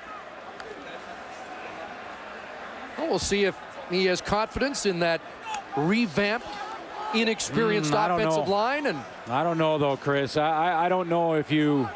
That's a long yard, number one. Your running game hasn't exactly been chewing it up in this game here tonight. It did last week, but not in this game tonight against the Saskatchewan defense. You lose this gamble here, and the game could get out of hand in the first half quickly. You try and punt this football away. I don't know. This is interesting. They're going. With Travis Lulay in the game in short yardage. And they'll put it in the hands of Jordan, and the reverse works for more than just the necessary yardage. Gutsy. Yeah, gutsy call, an aggressive call. And you know what? After saying before the snap, I'm not sure about it, you're always right if it works in the game of football. And this time Jordan comes around, and again, a gutsy call on the play call as well, because you're coming and taking the football off the line of scrimmage, handing it back 2 yards deep. And any type of penetration by the Saskatchewan defense, and that play is over. But Jordan picks up first yards. Jordan had a couple of runs last week against Edmonton. Now Printers across the middle. He's got Derek Armstrong working against another veteran in Saskatchewan corner, Omar Morgan. You know, when Casey Printers does get time to throw the ball, he's really showing some great zip on his arm. This was a rocket right over the middle. It looks to me like his arm strength has improved from last year. That ball got to Armstrong in a hurry. So the Lions are moving the football as they get the 3-minute warning here. First half in Vancouver.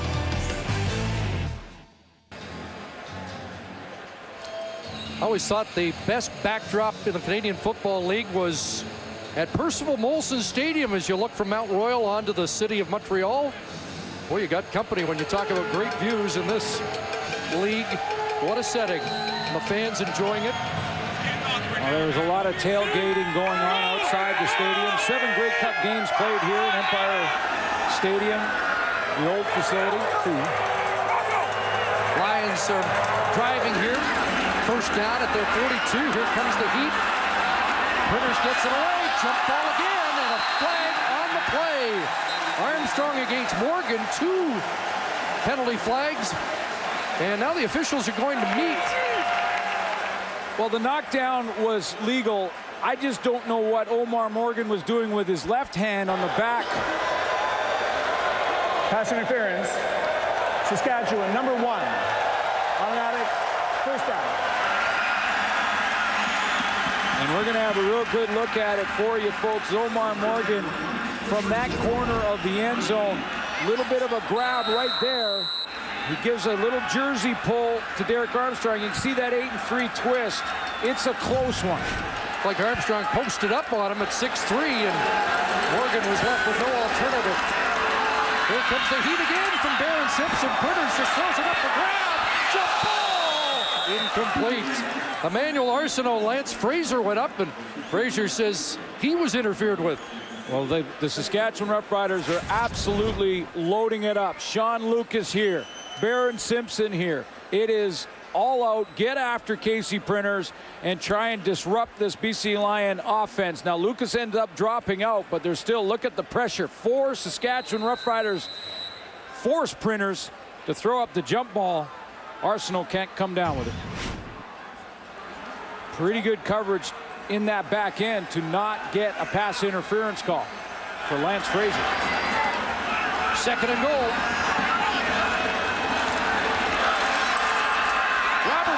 Through his hands. Mike McCullough was in the neighborhood, but it will be 3rd down. Matt Dunnigan will tell you that's a difficult throw to make. It doesn't seem like it because it's a short one into the flat. But when you consider that the quarterback really doesn't have much of a target, he's just seeing the small end of the shoulder of the running back coming out of the backfield. Penalties decline. It's 3rd down. Wasn't offside. Emmanuel Arsenault offside. The Riders happy to decline the penalty.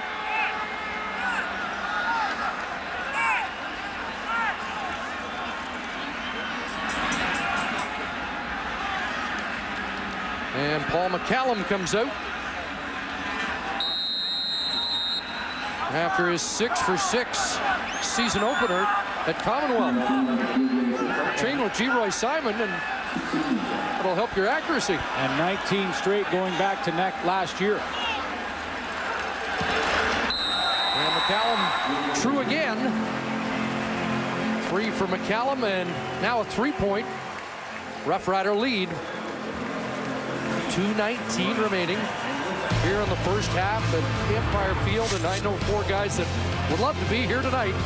We'll check back in with them and hear their comments on the first half. Dave, Jock, Matt, and Schultze with their take on what they've seen. Well, the Lions are having some issues up front, and Casey Printers has been on the run offensively. So Wally Buono will have to shore that up at halftime. and try and look at maybe some quick game, screen draw, dump the ball just over the middle. Where those linebackers vacate are often areas where you can take advantage of blitz. On the other side, Ken Miller and the Saskatchewan Roughriders are playing pretty good football. They've got some plays working for them. Dressler's got some catches. Fantus down the field. They are getting the protection they need, even though they've lost an offensive lineman in Wayne Smith. Hugh Charles has had a productive first half. He dropped back. McCallum lost that. And Charles across the 30. Flag as he's brought down at the 44-yard line. And we'll sort out the marker that will likely negate another good Charles return. Hamid Mahmoudi with the tackle, the rookie out of Montreal for the BC Lions. Holding. Saskatchewan number 33 on the run back. It's a 10-yard penalty, and it's first down. For Zarka. And Chris Zarka was right at the point of attack. He was trying to block Anthony Reddick right there. So Zarka with that left hand up on the shoulder pads, and watch how he gives him that tug. Doesn't let him go. Just long enough to draw the flag.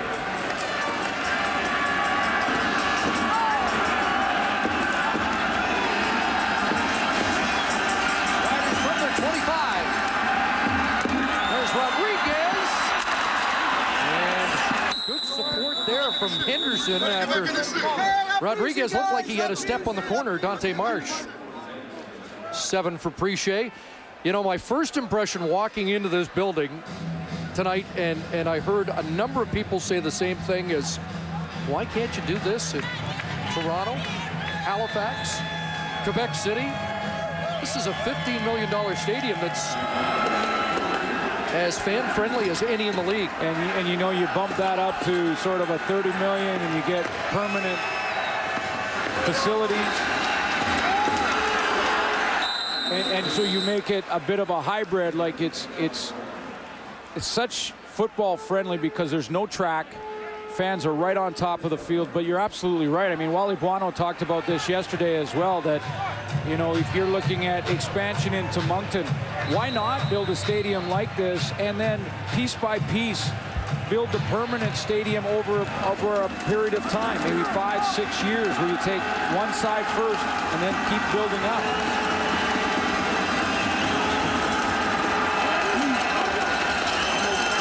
Darian Durant looking downfield. His lap was too wide open. Looked to see where he wanted to run before he secured the football. Did he ever? And young football fans, young receivers watching this, this is receiver 101, and it still happens in the pros, folks. Wide open. Getzlaff took a peek. Knew he had room to run and was trying to set up. Watch him right there. Took his eyes off the ball for a split second. They've already this year a couple of really tough catches, and that one was just too easy. Flag, 2nd and 10. Pressure and some dancing from Durant. Goes back to Fantus, and the catch is made short yardage. Corey Banks is there, and who's the penalty on? It looked like it was movement at the line of scrimmage. Durant said BC, but preliminary indication is it's going against Saskatchewan.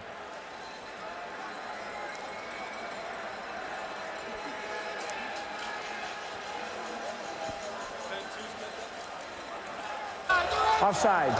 Saskatchewan 83. That penalty is declined. 3rd down.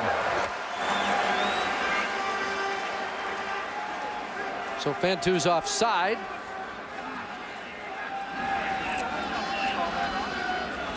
And 3rd down. Lions have 1:17 on the clock. Robert Jordan drops back. And after being outplayed for most of the first quarter, the Lions in a position here to perhaps pull into a tie or even take a first half lead.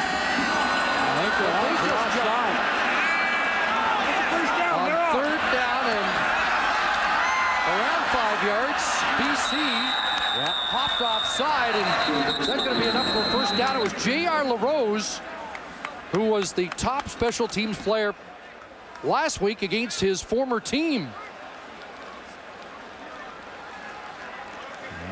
Well, the Saskatchewan Roughriders will get the ball back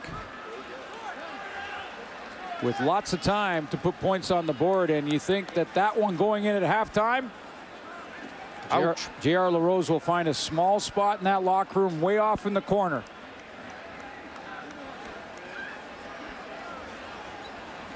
Honored as the top special teams player last week. They've got a new routine here where he carries out orange and black sledgehammer for the next game, led the team out, and that will likely... Offside, BC, number 27. It's a 5-yard penalty as a result of the foul. It's first down. That will likely cost him possession of that sledgehammer. Yes, I think it will be handed over to someone else. There he is, number 27 in the stand-up position. And you could see the jump into that neutral zone right on the snap of the ball at 3rd and 4. This is where he came out. The Sledgehammer Award winner for special teams gets to bring the team out the next week. LaRose was that guy now. You might have to hand it over. You might have to hide it. But Wally Buono might grab it. First down, 45. Durant looking for Van Toos. And there's Stanley Franks with the knockdown. That's the newcomer in the secondary, and the Lions like what they've seen early this year.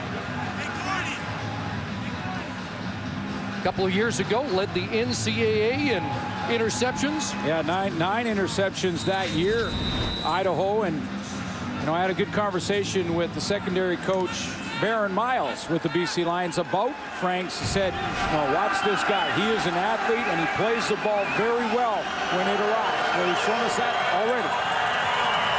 2nd and 10, here comes the blitz. Durant in some trouble, and there is a flag for grounding. They throw the flag for grounding, but I think Durant was down before he got rid of the football. Intentional grounding. Saskatchewan number 4. 3rd down. Solomon Elimimian and a host of Lions. Where's that? A Pride. We're all over Darian Durant. Yes, they were.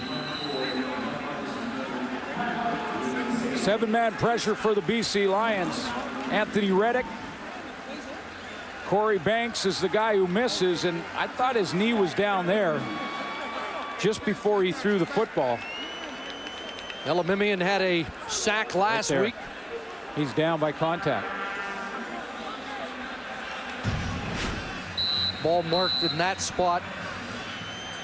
Nonetheless, Elimimian loses the sack, or does he? We'll have to check with the stats to confirm whether or not he gets credit for that. In any event, 40 seconds left, and the Lions are going to get the ball back one last time, first half. 3rd and 27.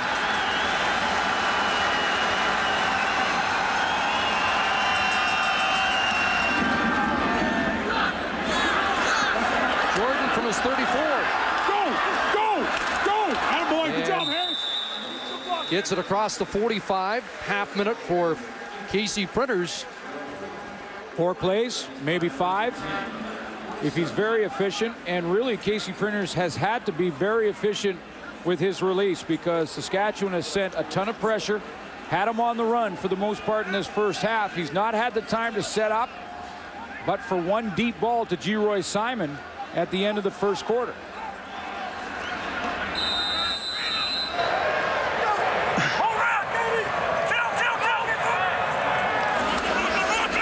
Here they come again.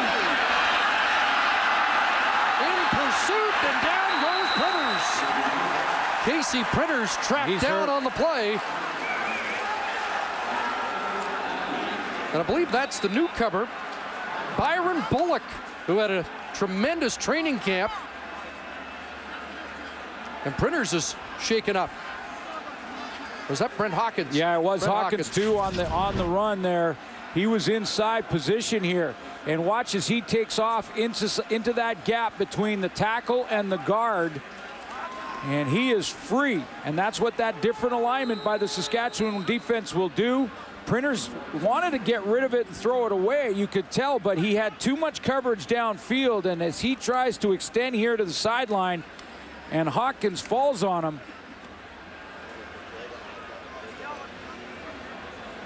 Boy, Hawkins closed in a hurry, gets his first CFL sack, and Travis Lulay is going to have to come on here as Casey Printers is on the limp. Looks like he's trying to shake that off, walking on his own steam there. And you could see he just before he got contact, right about there, he pulled up. It looked like he pulled up. Yeah, right. He's grimacing before Hawkins makes contact. Just before, and it was the right leg that sort of short-stepped.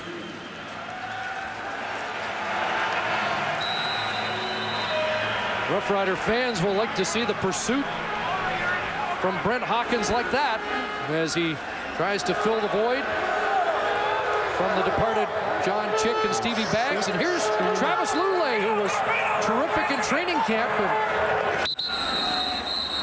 this play doesn't get off on 2nd and long.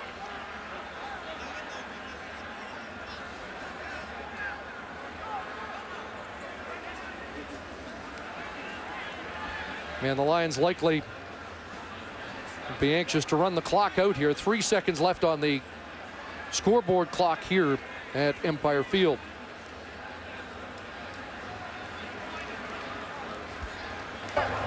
Procedure, BC 69. Penalties declined. We're starting the clock.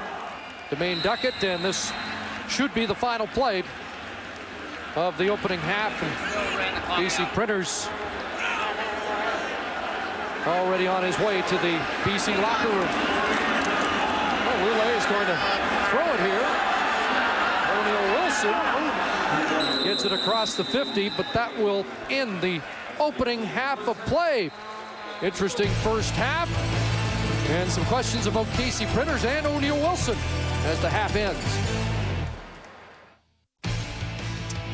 Well, week 2 wraps up tomorrow night on TSN. We are on the air at 7 Eastern time for the Alouettes and the Eskimos from Commonwealth Stadium. Both teams still looking for their first win of the season.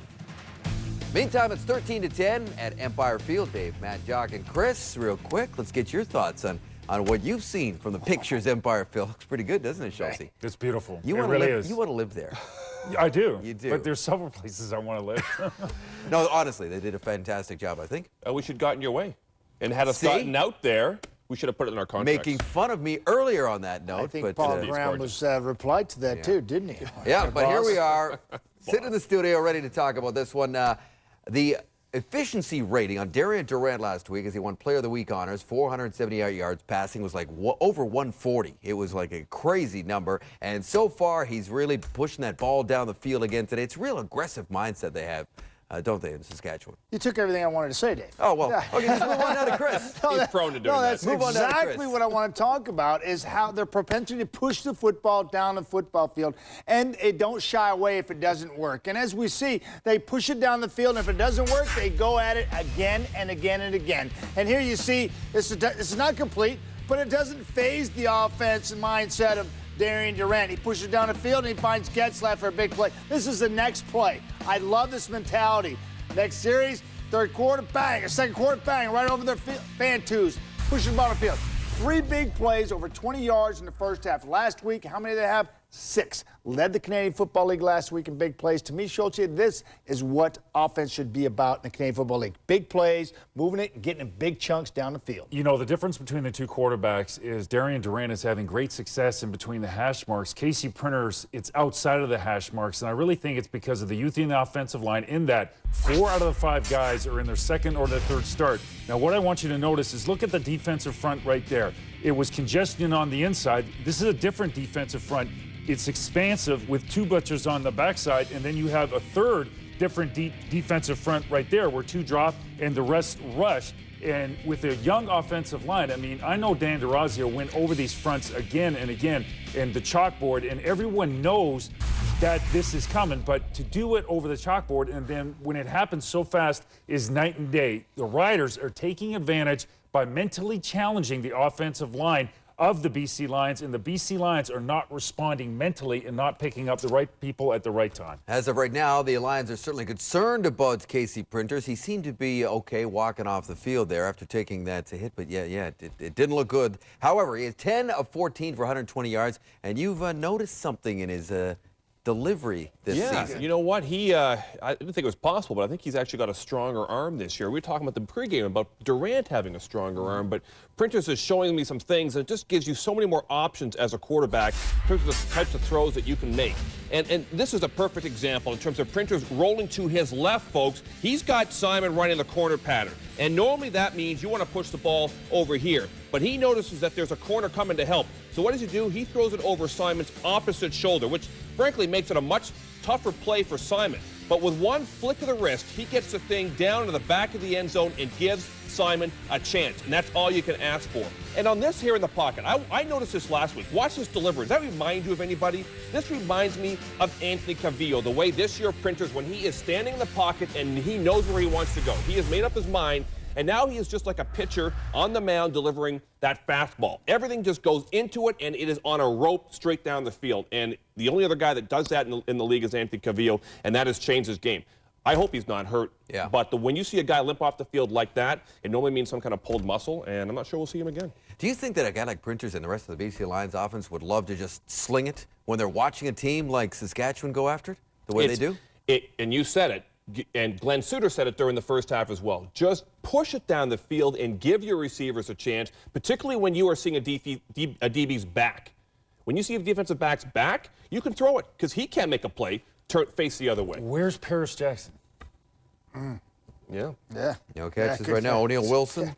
O'Neal Wilson was banged up, nicked. He was very slow to get off the field. In fact, he didn't even get off the field before the cameras went away. But we will see. It's a 3-point game, 13-10, 2 touchdowns on the board. Jock showed you one. G-Roy Sound on the end zone. And then this one, a 12-yard run for Darian Durant. He leads by 3.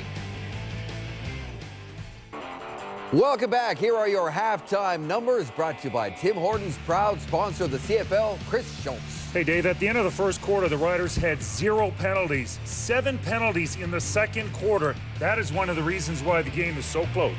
Ken Miller has the 3-point lead, his Riders do, and he just spoke with our Farhan Lalji. Coach, in the first quarter, it looked like Darian Durant was going to pick up where he left off last game. Just talk about the inability to finish maybe in the second quarter. Well, they started bringing some pressure, and we haven't done a real good job of finding our hot receivers and running hot routes and protecting, so we have to do a better job of that this half. Your defensive line, though, has been dominating, putting a tremendous amount of pressure on Casey Printers. Just what have you seen in that Lions' young offensive line that you've been able to exploit? Well, it's just that we've been mixing up our fronts, and Etch is calling some great stunts and things, so we've been able to get that little bit of pressure. Thanks, Coach. Thank you. Both the Roughriders and the BC Lions are trying now to keep pace with the Calgary Stampeders, a team that improved to 2-0 earlier today on the CFL on TSN in Game 1 of our doubleheader here on Saturday. They won 23-22 thanks to this, the rookie kicker Rob Maver kicking a 23-yard field goal with 10 seconds to go. He was a perfect 3 for 3. Valuable points in a game that did not have a whole lot of them. Nice job for Rob Maver, who was a first-round pick by the Stamps to replace Sandro DeAngelis, who missed 3 field goals. What'd you think, Matt? Well, I thought that P.K. Sam looked like a great replacement for Jermaine Jackson, gave him some offensive production. I thought Henry Burst was on his game, completing well over 65% of his passes. And I thought that Joffrey Reynolds, their mainstay running back, the best in the league, was on his game once again as well. On the Hamilton side of the ball, I thought last week they didn't play very well. I thought they played well today, but there's something missing from that football team, and I realized that it's DeAndre Cobb. He had 37 yards rushing today. He only had 22 yards last week, and in both games, only 1 catch. This is a guy who they used to run a lot of screens with. They tried to get him in space. They tried to work him into the offensive game plan. He's missing. That's what's missing from their offense. Very important win for Calgary because they got to play the Toronto Argonauts on Wednesday night. This is the most condensed part of their schedule. If they can win all 3 of these games, man, oh man, great start. Should point out that Marcus Thigpen had another return for a touchdown. He now has 3 kickoff, missed field goal, and a punt return touchdown today. Brian Boudreaux joins us in the studio with a Sports Center update. What's going on in the world of sports there, Brian? You guys want to work tomorrow night, right? Sure, yeah. Okay. Yeah, Eskimos, sure. Alouettes go head-to-head tomorrow night. Both teams looking for their first win of the season. The Owls have actually dropped 5 of their last 6 at Commonwealth Stadium, but the Eskimos a little bit banged up on the secondary, but they still say, bring on, Montreal. We have a team defense, and everyone, if all parts are doing their job, then it gives yourself a chance. You know, the thing about it is, too, is if we're able to put pressure on Anthony, then we get him antsy. Whether it's veterans or young guys, I'm going to go through my reads, and if he's out of place, then we'll take advantage of it. But for the most part, I'm not too concerned with it. Of course, that one's on TSN tomorrow. Jays, Red Sox, a shootout at Rogers Center. That's Alex Gonzalez, his 17th home run of the season. Jays rebound and win that one 9-5. Sports Center follows the CFL contest. We'll wrap up our Why Not Canada series and nearly another perfect game in the majors. We'll have the highlights. Dave. Brian, Jock Climby is not easily impressed, but I'm telling you right now, when G-Roy Simon reeled this one, he almost choked on his butter tart that he likes to enjoy on a nightly basis.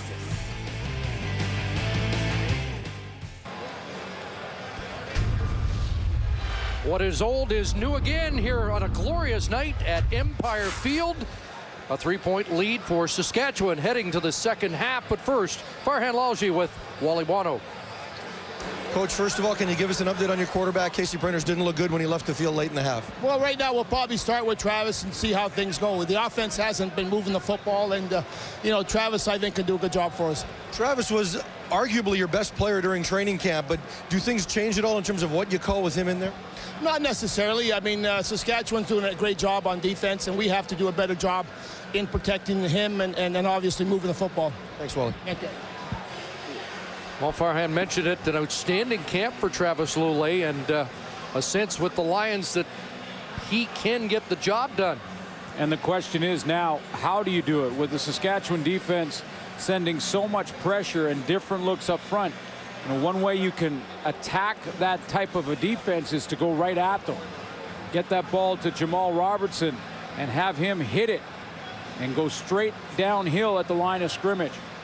Screen draw is another way to try and alleviate some of the pressure. So we'll see if the play calling changes for the Lions to help Travis Lulay. But you're right, he had a very good training camp, and I know there's a lot of people here in British Columbia that were interested to see him play when he got the opportunity. Well, he's going to get it in the second half. Lions will get their hands on it first. Sakota downfield, and again Jordan from inside his 10.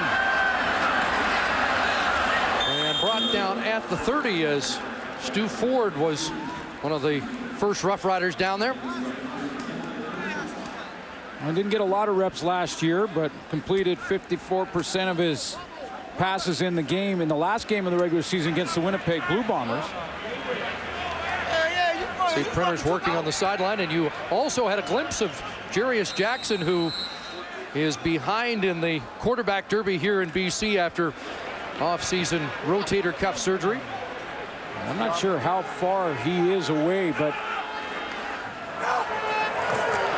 so Lulay to work, hands it off, and Robertson shed the tackle from Sholigan, and that's his best run of the night, up over to the 45-yard line, a 14-yard run.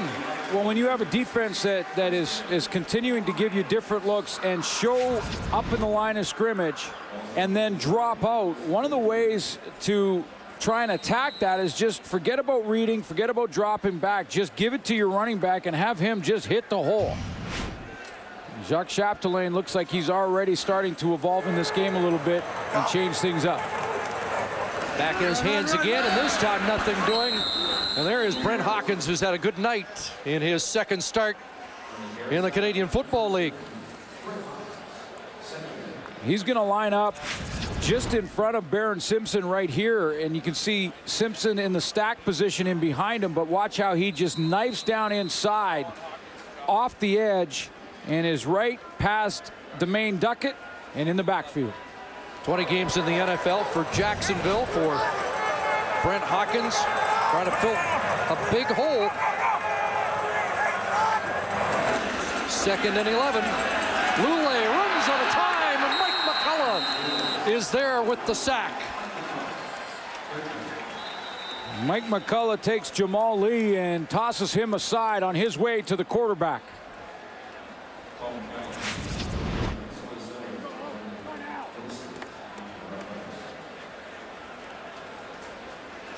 Coming off the edge, it's a one-on-one with Jamal Lee trying to come in and help out Travis Lule, and a nice little swim move there by Mike McCullough over the top.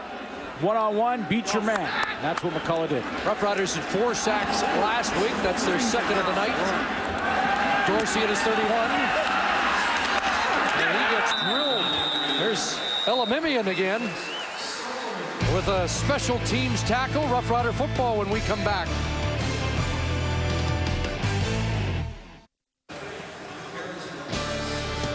The 2010 British Open Championship live from St. Andrews begins Thursday. Coverage of all 4 rounds here on TSN and tsn.ca. Tee-off for the Open begins Thursday at 5 a.m. Eastern, 2 a.m. Pacific.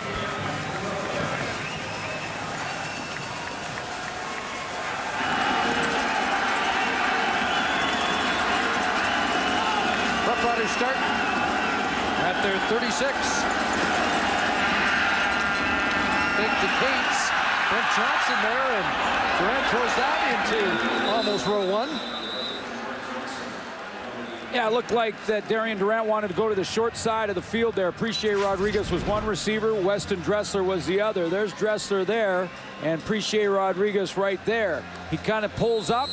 Darian Durant takes a quick look, and Ryan Phillips is right there to jump along with Dante Marsh. And Darian Durant decides, rather than force something, to get the 2nd and 10.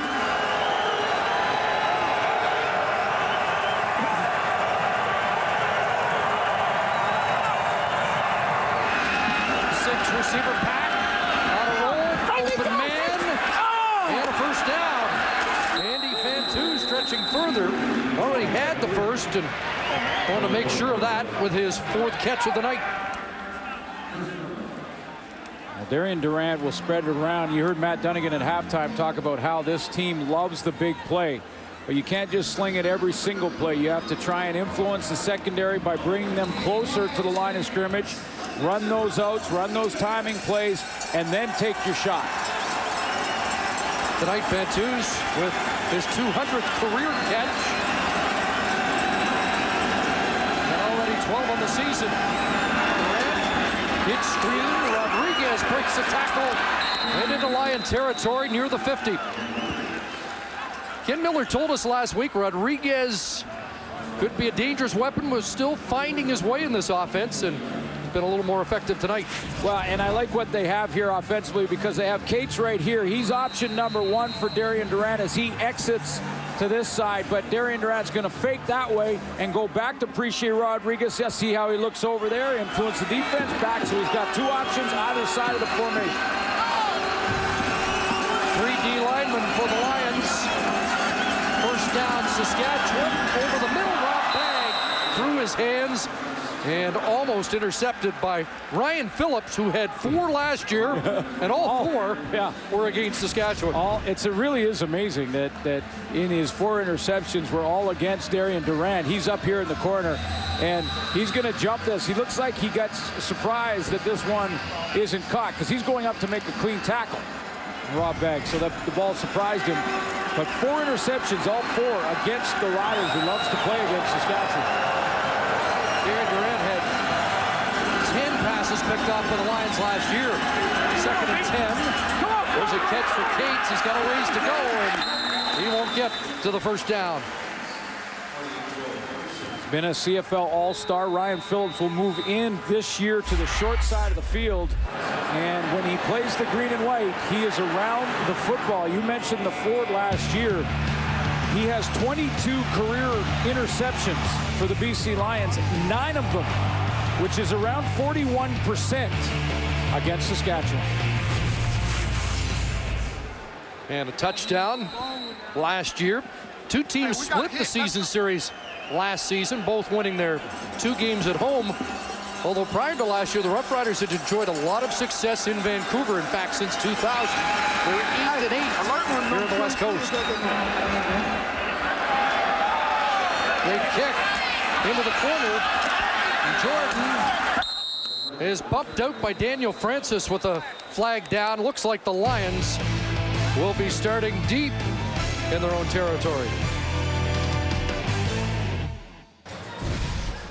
Our sack tally is brought to you by Purolator, tackling hunger across Canada. Check. Couple for Saskatchewan tonight. Brent Hawkins with his first, and the Lions have one. It'd be even more food if we were putting hurries on the board, because Saskatchewan has had 9 of them so far in this game tonight, as well as the 2 sacks, as well as 3 hits on the quarterback. So they are getting after it up front. Testament to the mobility of the quarterbacks involved. Find out if Lule is as elusive as Printers was until he went out with the hamstring. There's that pitch to Robertson. It was an illegal block on the punt return on Ryan Phillips, and that's why the Lions are starting inside their 10. A chance to see what Travis Lule can do. And a lot of people have made the comparisons, or at least said that he looks a lot like sort of a Dave Dickinson, Jeff Garcia mix. Now he's got a lot of stats to put on the board before you can actually compare him to those guys.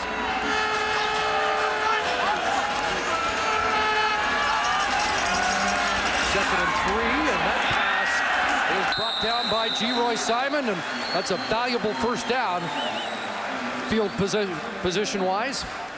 It really is. You have to have those plays made. G-Roy Simon's going to line up real wide, and then he's going to use his motion before the snap to shuffle down inside and then find a soft spot. He knows his quarterbacks have been seeing a lot of pressure. Find that little hole, sit down in it. G-Roy had a slow start last year. First half of the year, 435 yards. He had 804 in the second half of the season. Robertson again.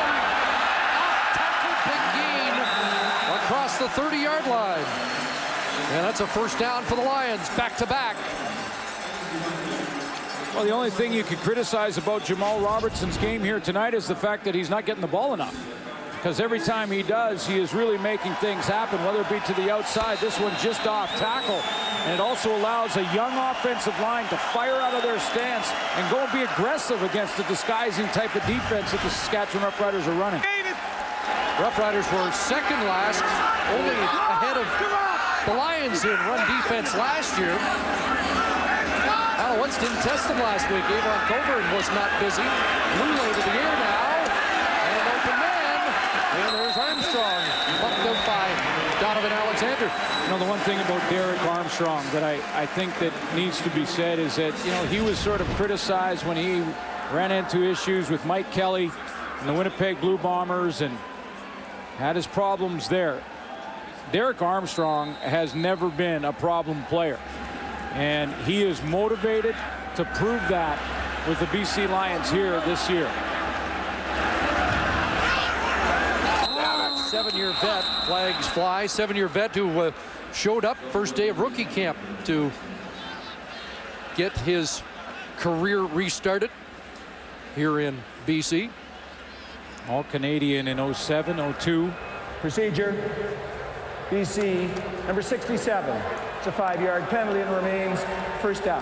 One of the reasons, sorry, Chris, one of the reasons last year that Wally Buono's team was 8-10 was because in clutch situations, teams could really double up G-Roy Simon. They could get on him, take him away, and force the Lions to go somewhere else. And when they did that, they had issues.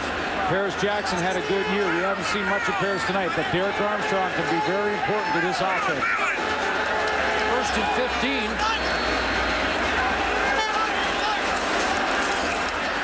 Short drop, Lule. Run through his reads, has to take off. Mike McCullough will bump it out at the Lion bench.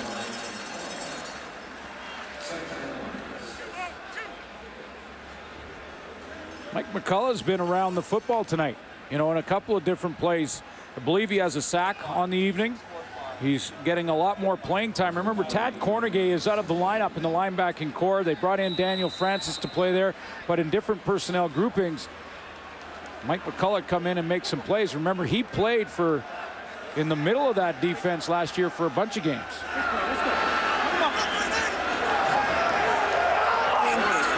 Second and a full 10.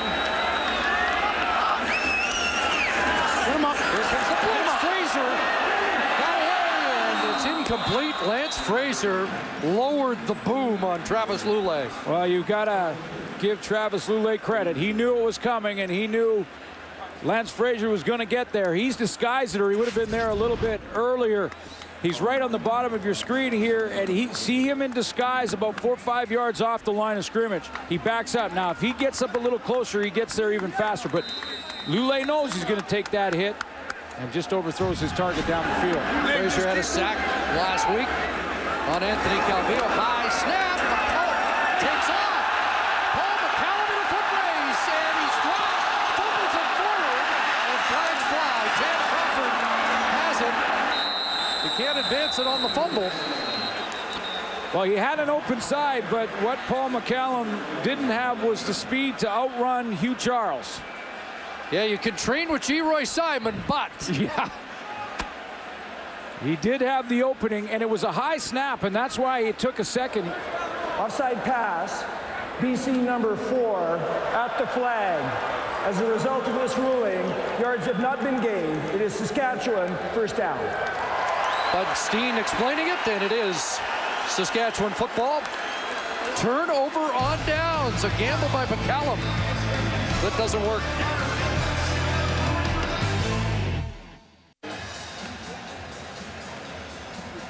Riders still lead by 3. Let's check in with Farhan Lalji. Chris, Darian Durant and Andy Fantuz both joined the Riders in 2006. Since then, they have become very good friends both on the field and off it. Along with all that extra time spending on film and game prep, they spend plenty of time playing Xbox and board games. They're very competitive during those games. They also spend time talking a lot of football, and through that, they've developed tremendous chemistry, and it's shown so far this season. 8 catches last week, 4 more here tonight. Always good to be friendly with the quarterback, isn't it? No question. Rodriguez, another hitch to Rodriguez, and he's breathed out. That play's been effective a couple times tonight. Appreciate Rodriguez down to the BC 34.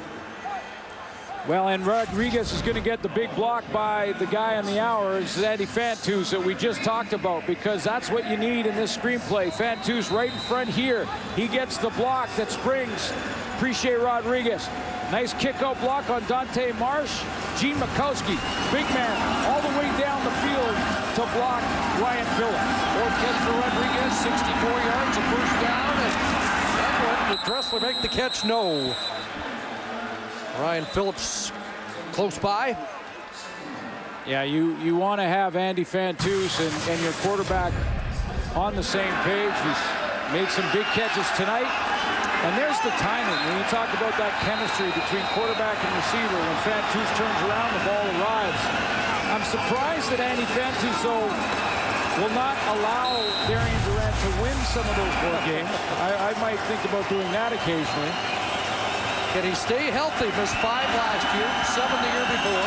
2nd and 10. On a roll, Durant looking for Getzlaff. Flag breaks, hooked on Getzlaff. And the receiver couldn't adjust to the football. Well, Stanley Franks really didn't have to do this either. He had good position. He was in that trail, and that's what happens with young defensive backs. Pass interference. BC number 6.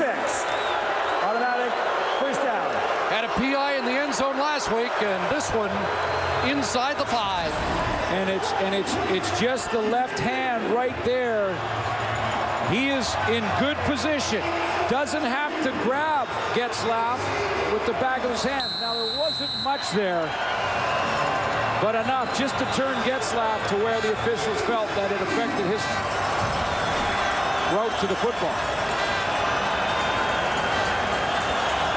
Biggest penalty of the night.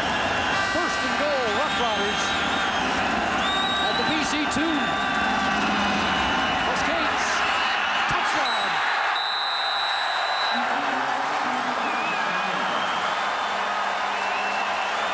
second touchdown of the year for Wes Cates. Second running touchdown for the Roughriders tonight. There's a drill in practice where running backs have bags. They set up 4 or 5 bags with different holes, and they run laterally until they see the hole they like, and then they hit it. And this is the type of play that you're going to see here from Wes Cates. He can run to his left and pick his hole. Could be inside, could be outside, could take it to the edge. That's his choice, and he picked the right one. Wes Cates had a fumble when the Roughriders had all the momentum in the first half, and now the Roughriders get a Cates touchdown after a turnover on downs by the BC Lions. It's 2010 Saskatchewan. Under 5 minutes remaining, third quarter, and Wes Cates has expanded the Roughrider lead to 10. You have a veteran back like that, it's a great play to allow your O-line just to slide in one direction and allow the back with great experience like Wes Cates to pick his hole. And as long as there's not penetration from the D-line, should have success with it every time down in that area of the field.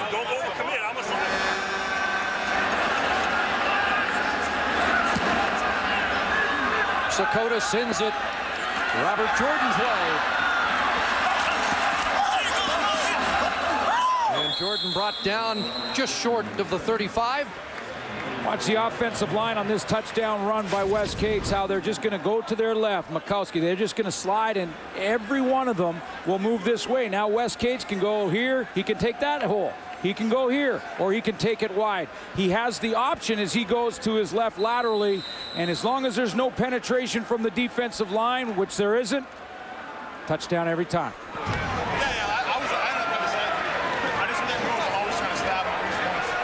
Good veteran offensive line in Saskatchewan. If you've joined us late, Casey Printers out late first half with a hamstring. Travis Lulay now on the run. Look at Hawkins closed there. We have seen the Brent Hawkins speed tonight. You know, Brent Hawkins in training camp in the first 4 or 5 days of camp in Saskatchewan really impressed. I mean, they really felt they had a great rush in to replace Stevie Baggs and John Chick. And he comes in and then got hurt. And he hurt his knee, missed some time in camp, got a bit of a slow start in week 1 against Montreal, but he is really showing himself here tonight. 2nd and 10, and the Riders stack that line. Give Lulay something to think about. Drop it off, and Lucas on the rush. And the pass delivered incomplete low. And Armstrong couldn't dig it off the turf as they pull Lulay off the turf. Yeah, you know, Lions fans are probably watching this wondering, you know, what can they do? I mean, with this kind of blitz pressure. And the last one was Sean Lucas coming off the edge right here. He is untouched. Now, Travis Lulay really has no chance here, and as Lucas comes off the line of scrimmage, you say, well, what do you do against a team that does this and drops guys in the middle? You have to attack them with the run. You have to run screen draw and try and just throw it in the soft spot in behind those linebackers. Pretty good rush on that punt. And the return across the 40. In the meantime, the Rider defense just will keep coming after him until they try and find an answer. This is a big series now for the BC defense. This one could slip away. Roughriders with a 10-point lead would love to use this drive to extend it beyond a two-score game. Not quite the fireworks we had on Canada Day, though. No, but some early big plays. And some hard-nosed defense. 5 receivers and a handoff straight ahead.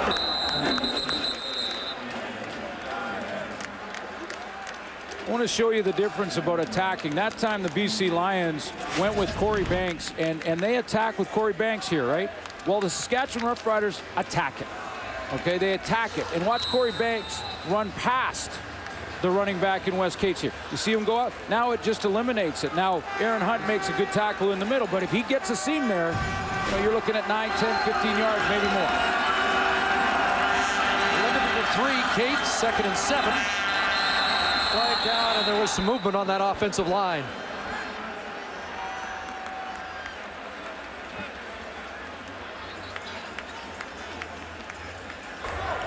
Offside. BC, number 72. It's a 5-yard penalty. Remains second down. Excuse me, I thought somebody flinched for the Riders, but it's Jeremy Gibbs encroaching. And that'll change the Rough Riders play call now. 2nd and 2. One of those freebies, Darian Durant could possibly take a shot down the field, see if he could catch the Lions napping here.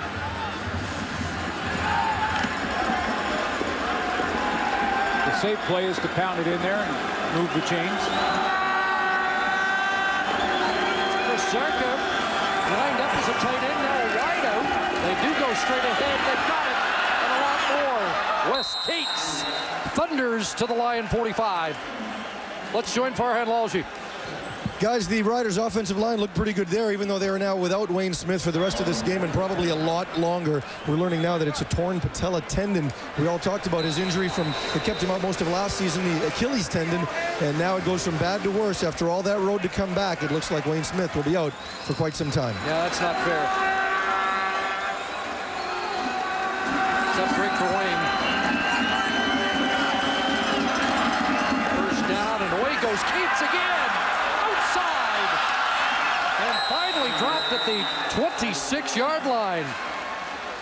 Well, and here is the depth that the Riders have in that offensive line, because Dan Goodspeed right here is going to get a block. Zark is going to help here, and this opens up big time for Wes Cates. They've had to move Gene Mikowski outside. You can see Dan Goodspeed, good block right in the point of attack. That bounces Cates out into the open field.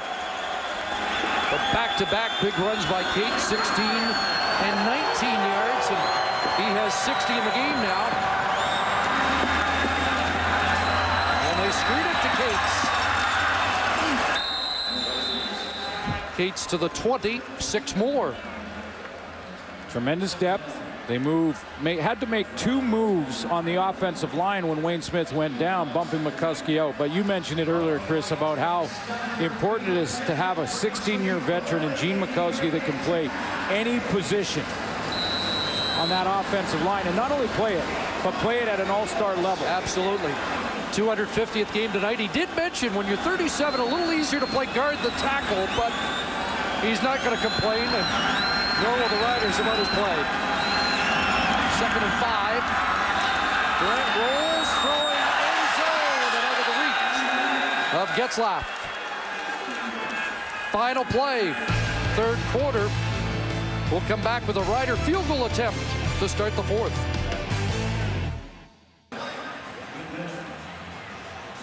Third quarter stats are brought to you by Tim Hortons, proud sponsor of the CFL. Well, Saskatchewan has the edge in the stats and on the scoreboard, but you think that the score should be more out of hand. Saskatchewan has really controlled the line of scrimmage. It's nostalgia night here at Empire Field, and I know you have a great memory as a kid being here. Well, we used to sit in the Nally's chip seats, and I remember the BC Lions when they were the cardiac kids in the 70s, and I was probably 9 or 10 years old. Jim Young caught a touchdown at the end of the game, and I wanted to go and pat my hero on the shoulder pads. Well, he kneeled down, talked to me, introduced himself. What did you think of the game? I looked at Jim Young. I said, "You're the best receiver. I love this." And I'm out on the field. He handed me his chin strap. And to this day, I still have Jim Young's chin strap from that game when they beat Ottawa. Somewhere in the basement. We wanted to see the chin strap, but Dirty 30. One of the all-time greats. Now 28 yards out. Luka Kanji could again. And now the lead is 13 for the Rough Riders. Well, fun to reflect back, and Saskatchewan fans can look back to Empire fondly as well. Sight of their first of 3 Grey Cup titles as they defeated the Ottawa Rough Riders. Ronnie, George, Hugh, and company, 29-14. And if we're going to get nostalgic, there's a 9-year-old in Brampton took this one pretty hard. Is that right? Well, it's great. You see George Reed rushing the ball in those clips, and Willie Fleming was here and was part of Brian Williams' piece in the pregame show. Some outstanding running backs in their time. There's 7 Grey Cups here at Empire Stadium. course, Wally Buono remembers the '74 championship. And the first ever Grey Cup game in Western Canada was played here in 1955. I know the fans are walking down memory lane, but I think they'd like to see their team respond here. Yep. Still within 2 touchdowns. Jordan trying to get outside, but look at the pursuit. And Fraser jolts him out with a big hit into the signage.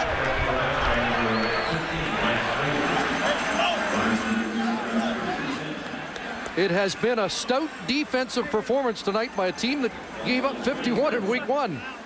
Yeah, they've responded, and the BC Lions have not really changed their game plan all that much. I mean, now, as you get into the 4th quarter, Jamal Robertson starts to disappear a little bit in your game plan. Not yet, but it'll have to if they stay down by 2 scores. You've got to abandon the run at some point.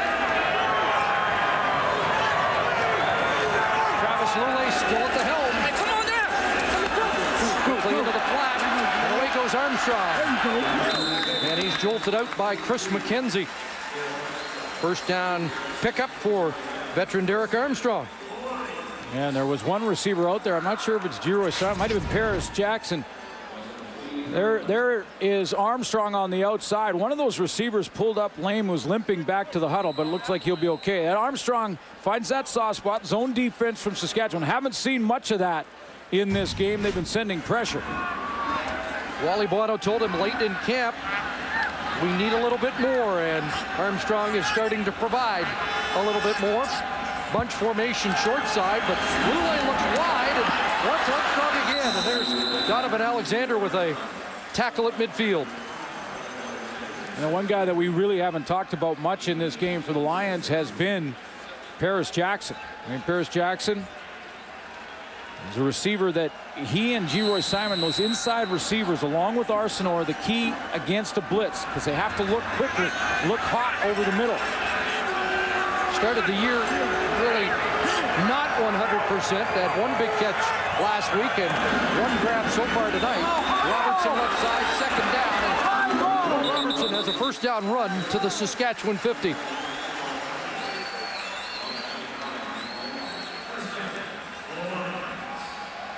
As I mentioned, it's not, you don't have to panic just yet and abandon it.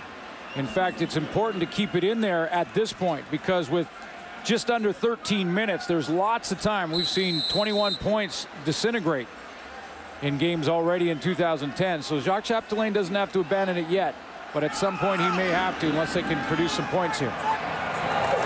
First down, Robertson. And he's met and dragged down.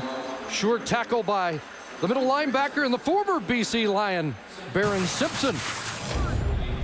Late first half. This is why Lule's in the game. Brent Hawkins in chase, and just before he makes contact with Printers, it looked like he pulled up. Left early at halftime, just ahead of the team, and it's been Travis Lule ever since.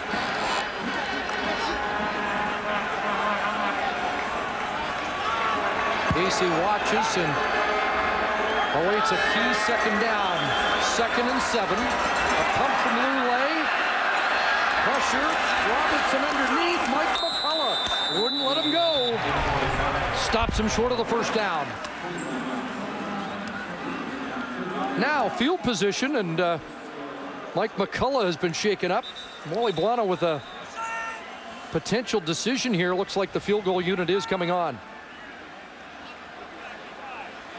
But the concern on the field for Mike McCullough, yes. He's going to have a little more time to think about this one. Mike McCullough tried to get to the sideline. He's had a very good game tonight.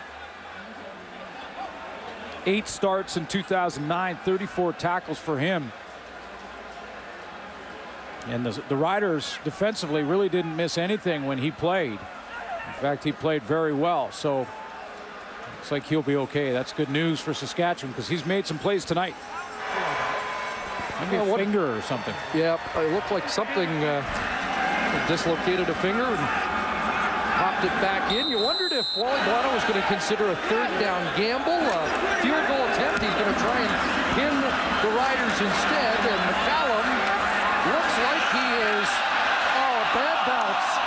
He looked like he nailed it right into the corner, and that second hop pops in for a single point that he didn't want.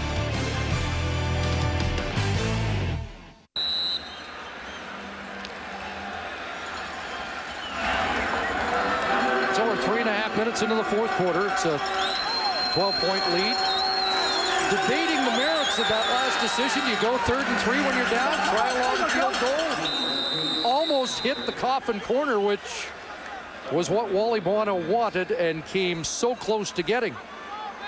Well, he had 3 options. He could try the long field goal, 50-yarder. Paul McCallum has made a 50-yarder this year. This is how close he was on the bounce to that perfect decision to get it out on the 1. But I almost thought gambling in that situation. It's right in that point of the field where it's a bit long for the field goal team, although you've got the hottest kicker in the game. And you're outside, they tell us it carries better here. Then at BC Place, 2nd and long, Durant flush, takes off, first down, steps out untouched near the Saskatchewan 50. You know, this D-line for the BC Lions has got such wide splits. What I mean by that is where they line up. There's one here, and the next one is way outside. You just don't see the gap cancellation that you see with Saskatchewan. In other words, a body in every gap, and Darian Durant has taken advantage of that at times. They're really spread out along that D-line. Darian Durant is finding those holes. An 11-yard run for Durant gives him another first down, and a run here for Wes Cates, who's been more dangerous in this second half across midfield to the BC 54. And you can see that Saskatchewan has recognized these holes. I mean, look at the difference. There's Hunt there, and his next player is right there. That's a gap there of about, 3 or 4 yards. So a natural weak spot in the defense. Now, linebacker's going to step up into it, but you still got a big gap between defensive linemen. You want to almost tighten that down. Now, if you do that, you bring the ends in closer.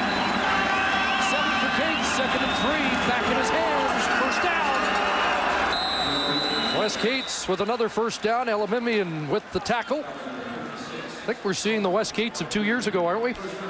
Yeah, we are. And why not take advantage of these gaps? And here's, if you see just out of your screen here, there's no defensive end to be seen. And on the other side, Brent Johnson. And you know why they're doing that? They're doing that because they want to contain number 4. They don't want to allow him to escape outside. So what does that do? Leaves big gaps in between the line of scrimmage, and that allows Wes Cates to hit those gaps. First down, Weston Dressler, the end around with the block. And he's done by Ryan Phillips. Close to another Saskatchewan first down. They'll mark him just inside the Lions 40. It really is a game of leverage. Look, this time Jeremy Gibbs says, enough of lining up out here. I'm going to come down inside. And what does Saskatchewan do? They run an outside play. As soon as the ends come down in tighter to close up the interior gaps, Dressler takes it wide. A lot of options here. 2nd and 1. Play it safe. First down. Wes Cates is starting to pile up a pretty nice night. Yeah, and it starts to get demoralizing for a defense.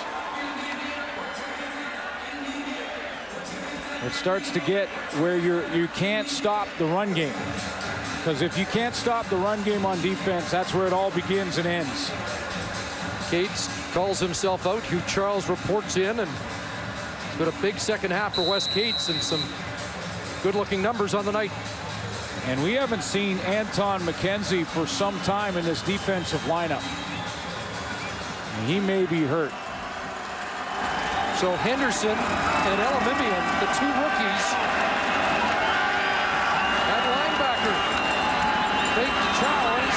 Dressler drilled by Phillips. And a short gain to the 27-yard line.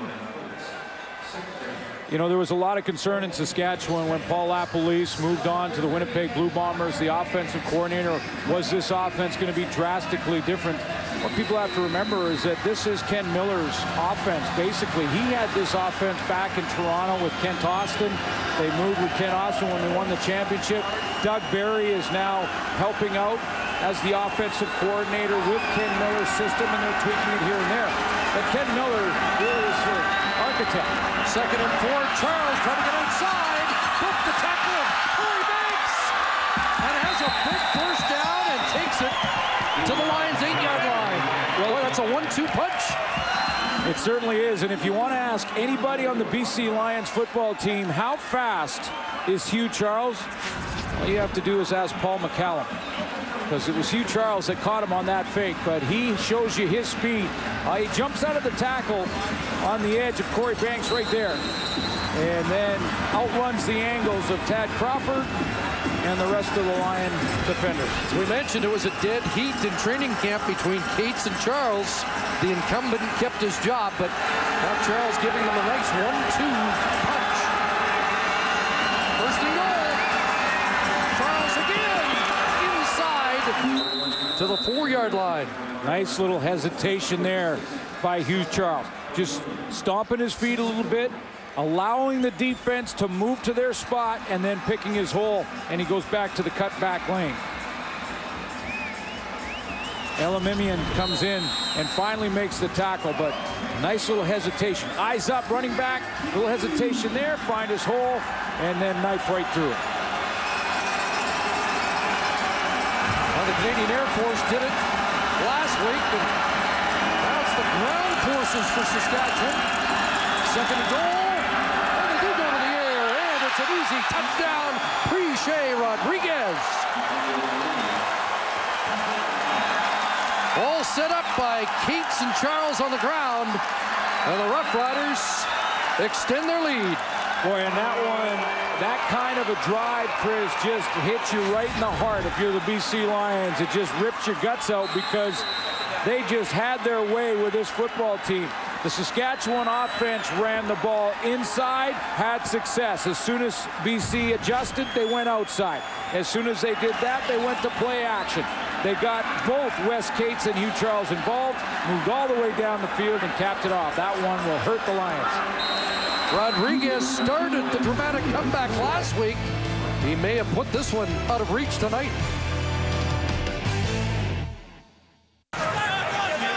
Roughriders Rodriguez, touchdowns in his first 2 Saskatchewan Roughrider games. Under 6 minutes to go, extending the Rider lead to 19. Visit the website too, man. Is he selling a website? I think he's promoting a website, Twitter account or something? Or a lot of the players have them. Jordan and Kit Rana Jones downfield. Big special team tackle to discourage the Lions a little bit more.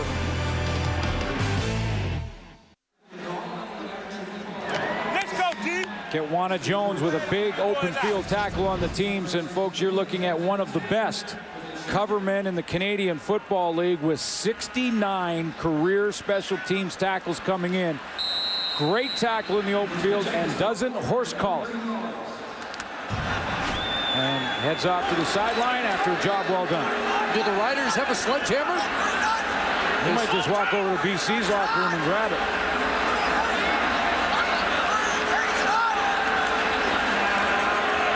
Travis Lilleg needs to get things going. He's got Arsenault cut down, but a first down for BC. Let's take another look at that last Rough Rider scoring march. You know, it was one of those drives that just hit you right in the heart. You kind of feel like there's nothing you can do. They run inside with success. They ran outside with success. Changed up personnel. Didn't matter. Saskatchewan really changed it up well all the way down the football field and ran it right down the throats of the line. A dagger of a drive, it would appear, with 5 minutes to go. Big pressure off the edge, and that incomplete. Armstrong couldn't squeeze it and nearly left it up for grabs.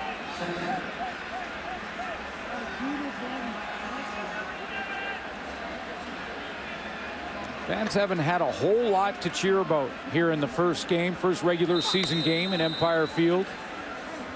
The field's been a big success. Yeah. But the visitors have spoiled the party. Louis Pasaglia's name up there and lived just right near here. Said they could hear the noise from the stadium at his home. Second down over the middle. G-Roy Simon lost his footing, but has a first down catch near the midfield stripe.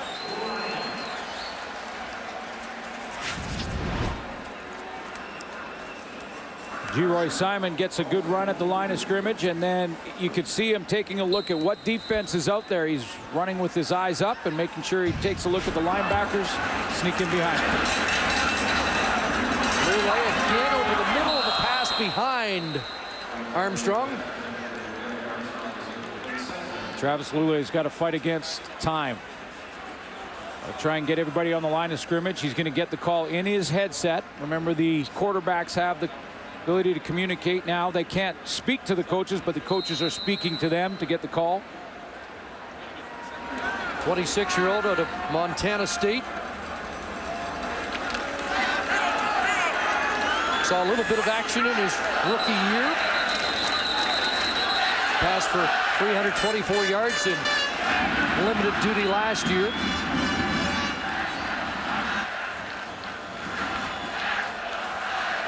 Referees conferencing here. A couple things about Saskatchewan defense. They've really picked up their game from week 1. Better pressure. Timer. Please set the clock at 3 minutes, 55 seconds. 3-5-5.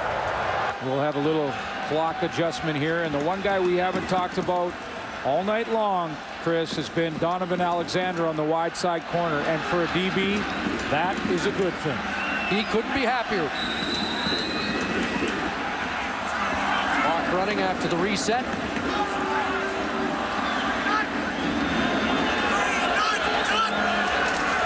Second and 10.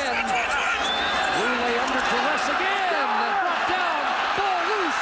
Brent Hawkins, the Hawk, swoops up and picks it up and takes it to the house. And Roughrider fans, you may have a defensive end. You have just found your defensive end to replace Stevie Baggs. This is the breakout game in the CFL for Brent Hawkins, and he's had a good one. One-on-one on Domain Duckett here. He beats him to the outside on the left-hand side of your screen on number 69. He beats him with speed to the outside. There's the hit. Pounces up, gets the football, and away he goes. Well, we see a challenge from the Lions as Lulay was going down when the ball popped loose.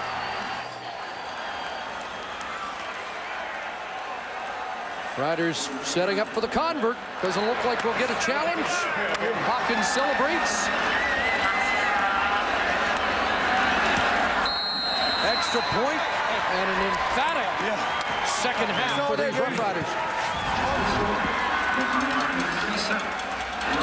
Just in front of Lance Frazier is Brent Hawkins. 5 tackles in game 1. He's turned it up a notch in game 2. And that's relentless pass pressure. That's just getting after it, going hard.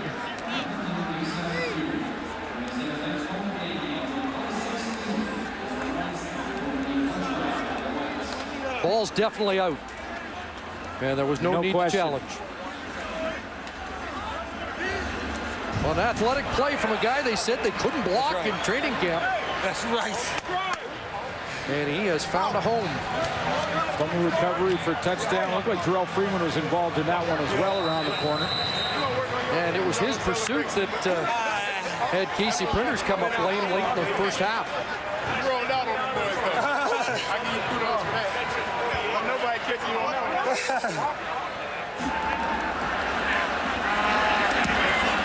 Most lopsided game of week 2.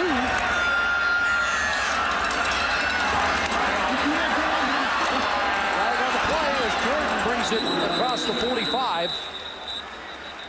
Wally Buono was encouraged by what he saw last week at Commonwealth Stadium. Was very candid about how disappointed last year was. Encouraged by the start, but It's a big step backwards. Number 23, it's a 10-yard penalty. It becomes first down. Yeah, Lee penalized. It is, but you know, the first game of the regular season did not really show the concerns that Wally Buono has had, and I know a lot of the fans here in Vancouver have had, and that's with the offensive line. And with all the changes up front, how would the offensive line respond against a Saskatchewan defense that gives you so many different looks? And we've seen our answer tonight. They just could not handle it.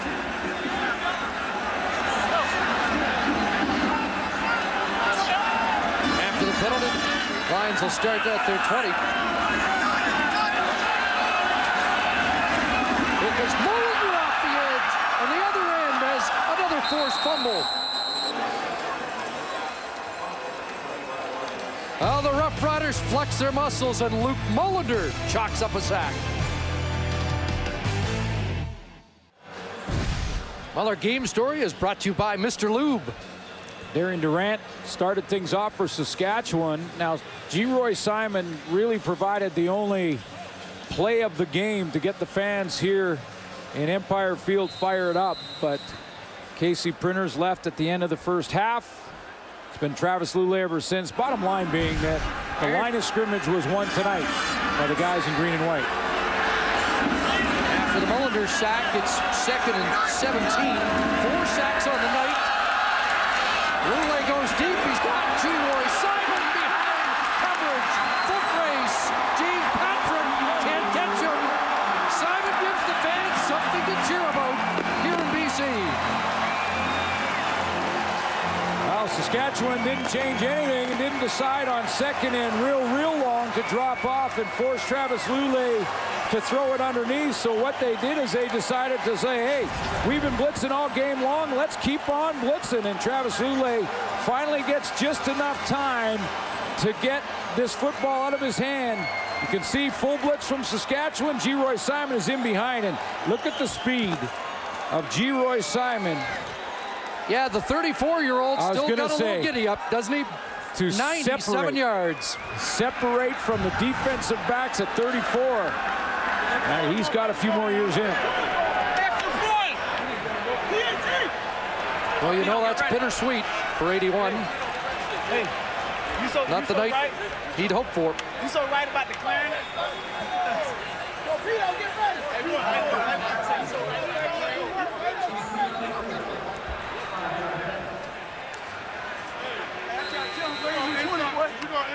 G-Roy Simon, the biggest part of the Lions' offense tonight. BC took a time count violation. Might have been taking a little extra time to decide what to do here, but they won't go for 2. Just McCallum on for the single point.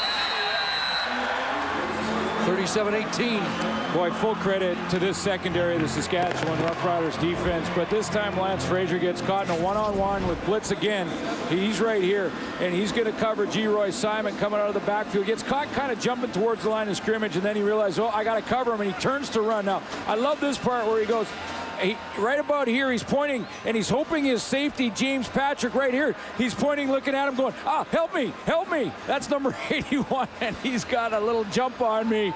And it's a Hall of Fame receiver that's just got about 3 yards. Any help here, please? G-Roy Simon took off. Now, the Saskatchewan secondary, I'm having some fun there, but they have played tremendous all game long, and including Lance Frazier, who's had a great game, because, you know what, they have been in blitz, which means covering man-to-man behind it against Paris Jackson, G-Roy Simon, Derek Armstrong, and only 2 plays in this game that they've given up big ones, both to Simon, but you can play that well in the back end against pressure. You're going to win a lot of games, and that secondary played very, very well, including Donovan Alexander. See the hands team on here. Lions will try a short kick and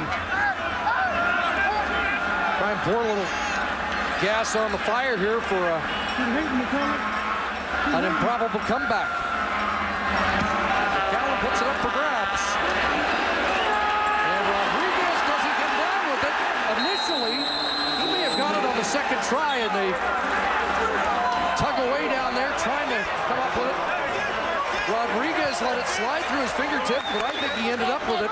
No, it's Neil Hughes at the bottom of the pile. Leroy Simon was one of the guys who I think hit Precier Rodriguez. That caused it to bounce out.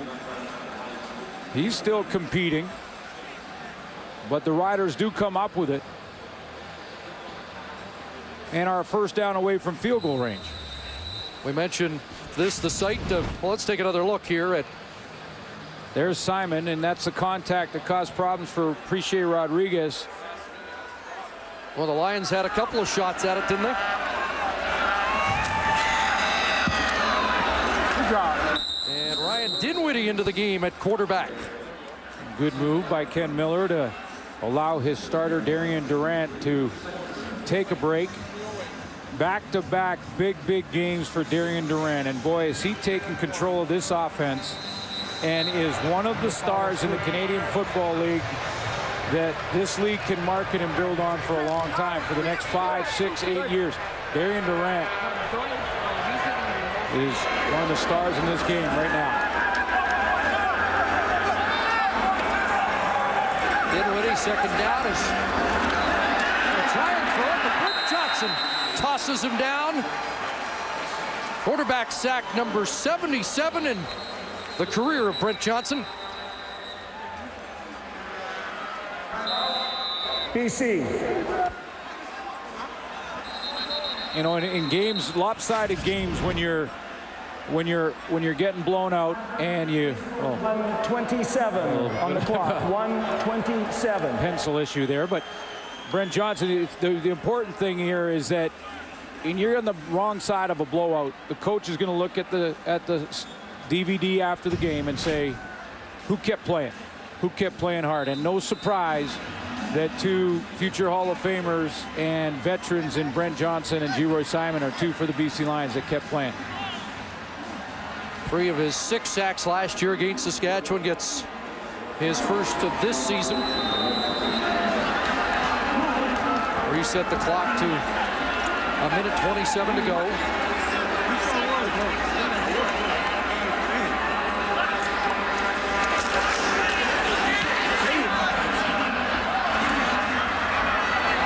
Jordan at his 15. Flag down, and Jarrell Freeman with the tackle.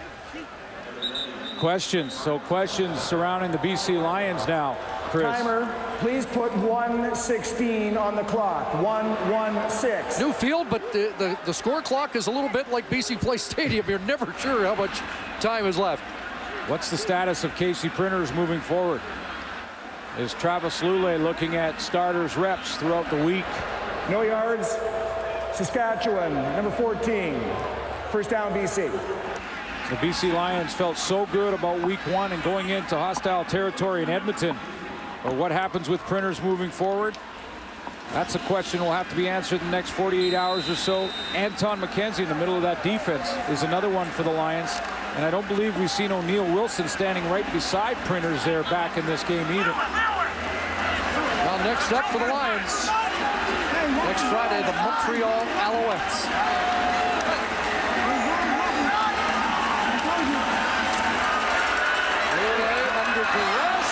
Simpson was there and then finally pulled down by Mullender. Lulay got back to the line of scrimmage to avoid the sack. Prior to that long bomb Timer, please put 1:10 on the clock. 1:10. Prior to the long bomb to Leroy Simon, it might have felt a little bit for Wally Bono like that game in 1981. Yeah, with Vince Ferragamo here, 48-8 that night, and deja vu all over again. Yeah, really talked about the hype of that one with Vince Ferragamo and Billy White Shoes Johnson and all that, and he said came over here to Empire Stadium and got it handed to him on a platter. So back to work for the Lions. Not the result they wanted in their new digs. Simon, and there's a drop for a guy that doesn't drop many.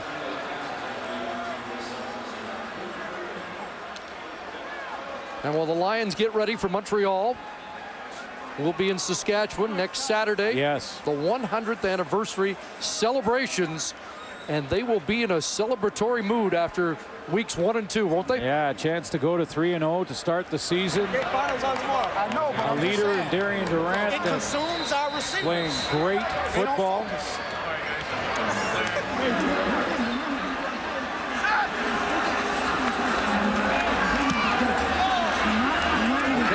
Short kick. And it bounces out at the Roughrider 43. You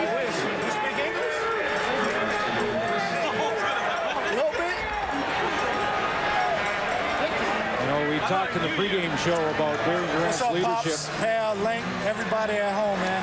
Congrats on the surgery, bro. Miss y'all, man. Hope y'all get a chance to watch it. And how he goes in meetings now and will run the meeting. Can't forget about you, man. Get ready for camp down there. Get ready. This your year, baby. Talking to his brother in the NFL camp. Brother Justin was at the game last week along with his parents at Mosaic. Boy, did he put on some show. 478, 5 touchdowns, not bad.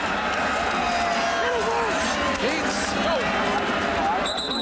Great second half for Wes Cates. Up to the 50-yard line, 6 more for him. And the tempers get short on a hot night.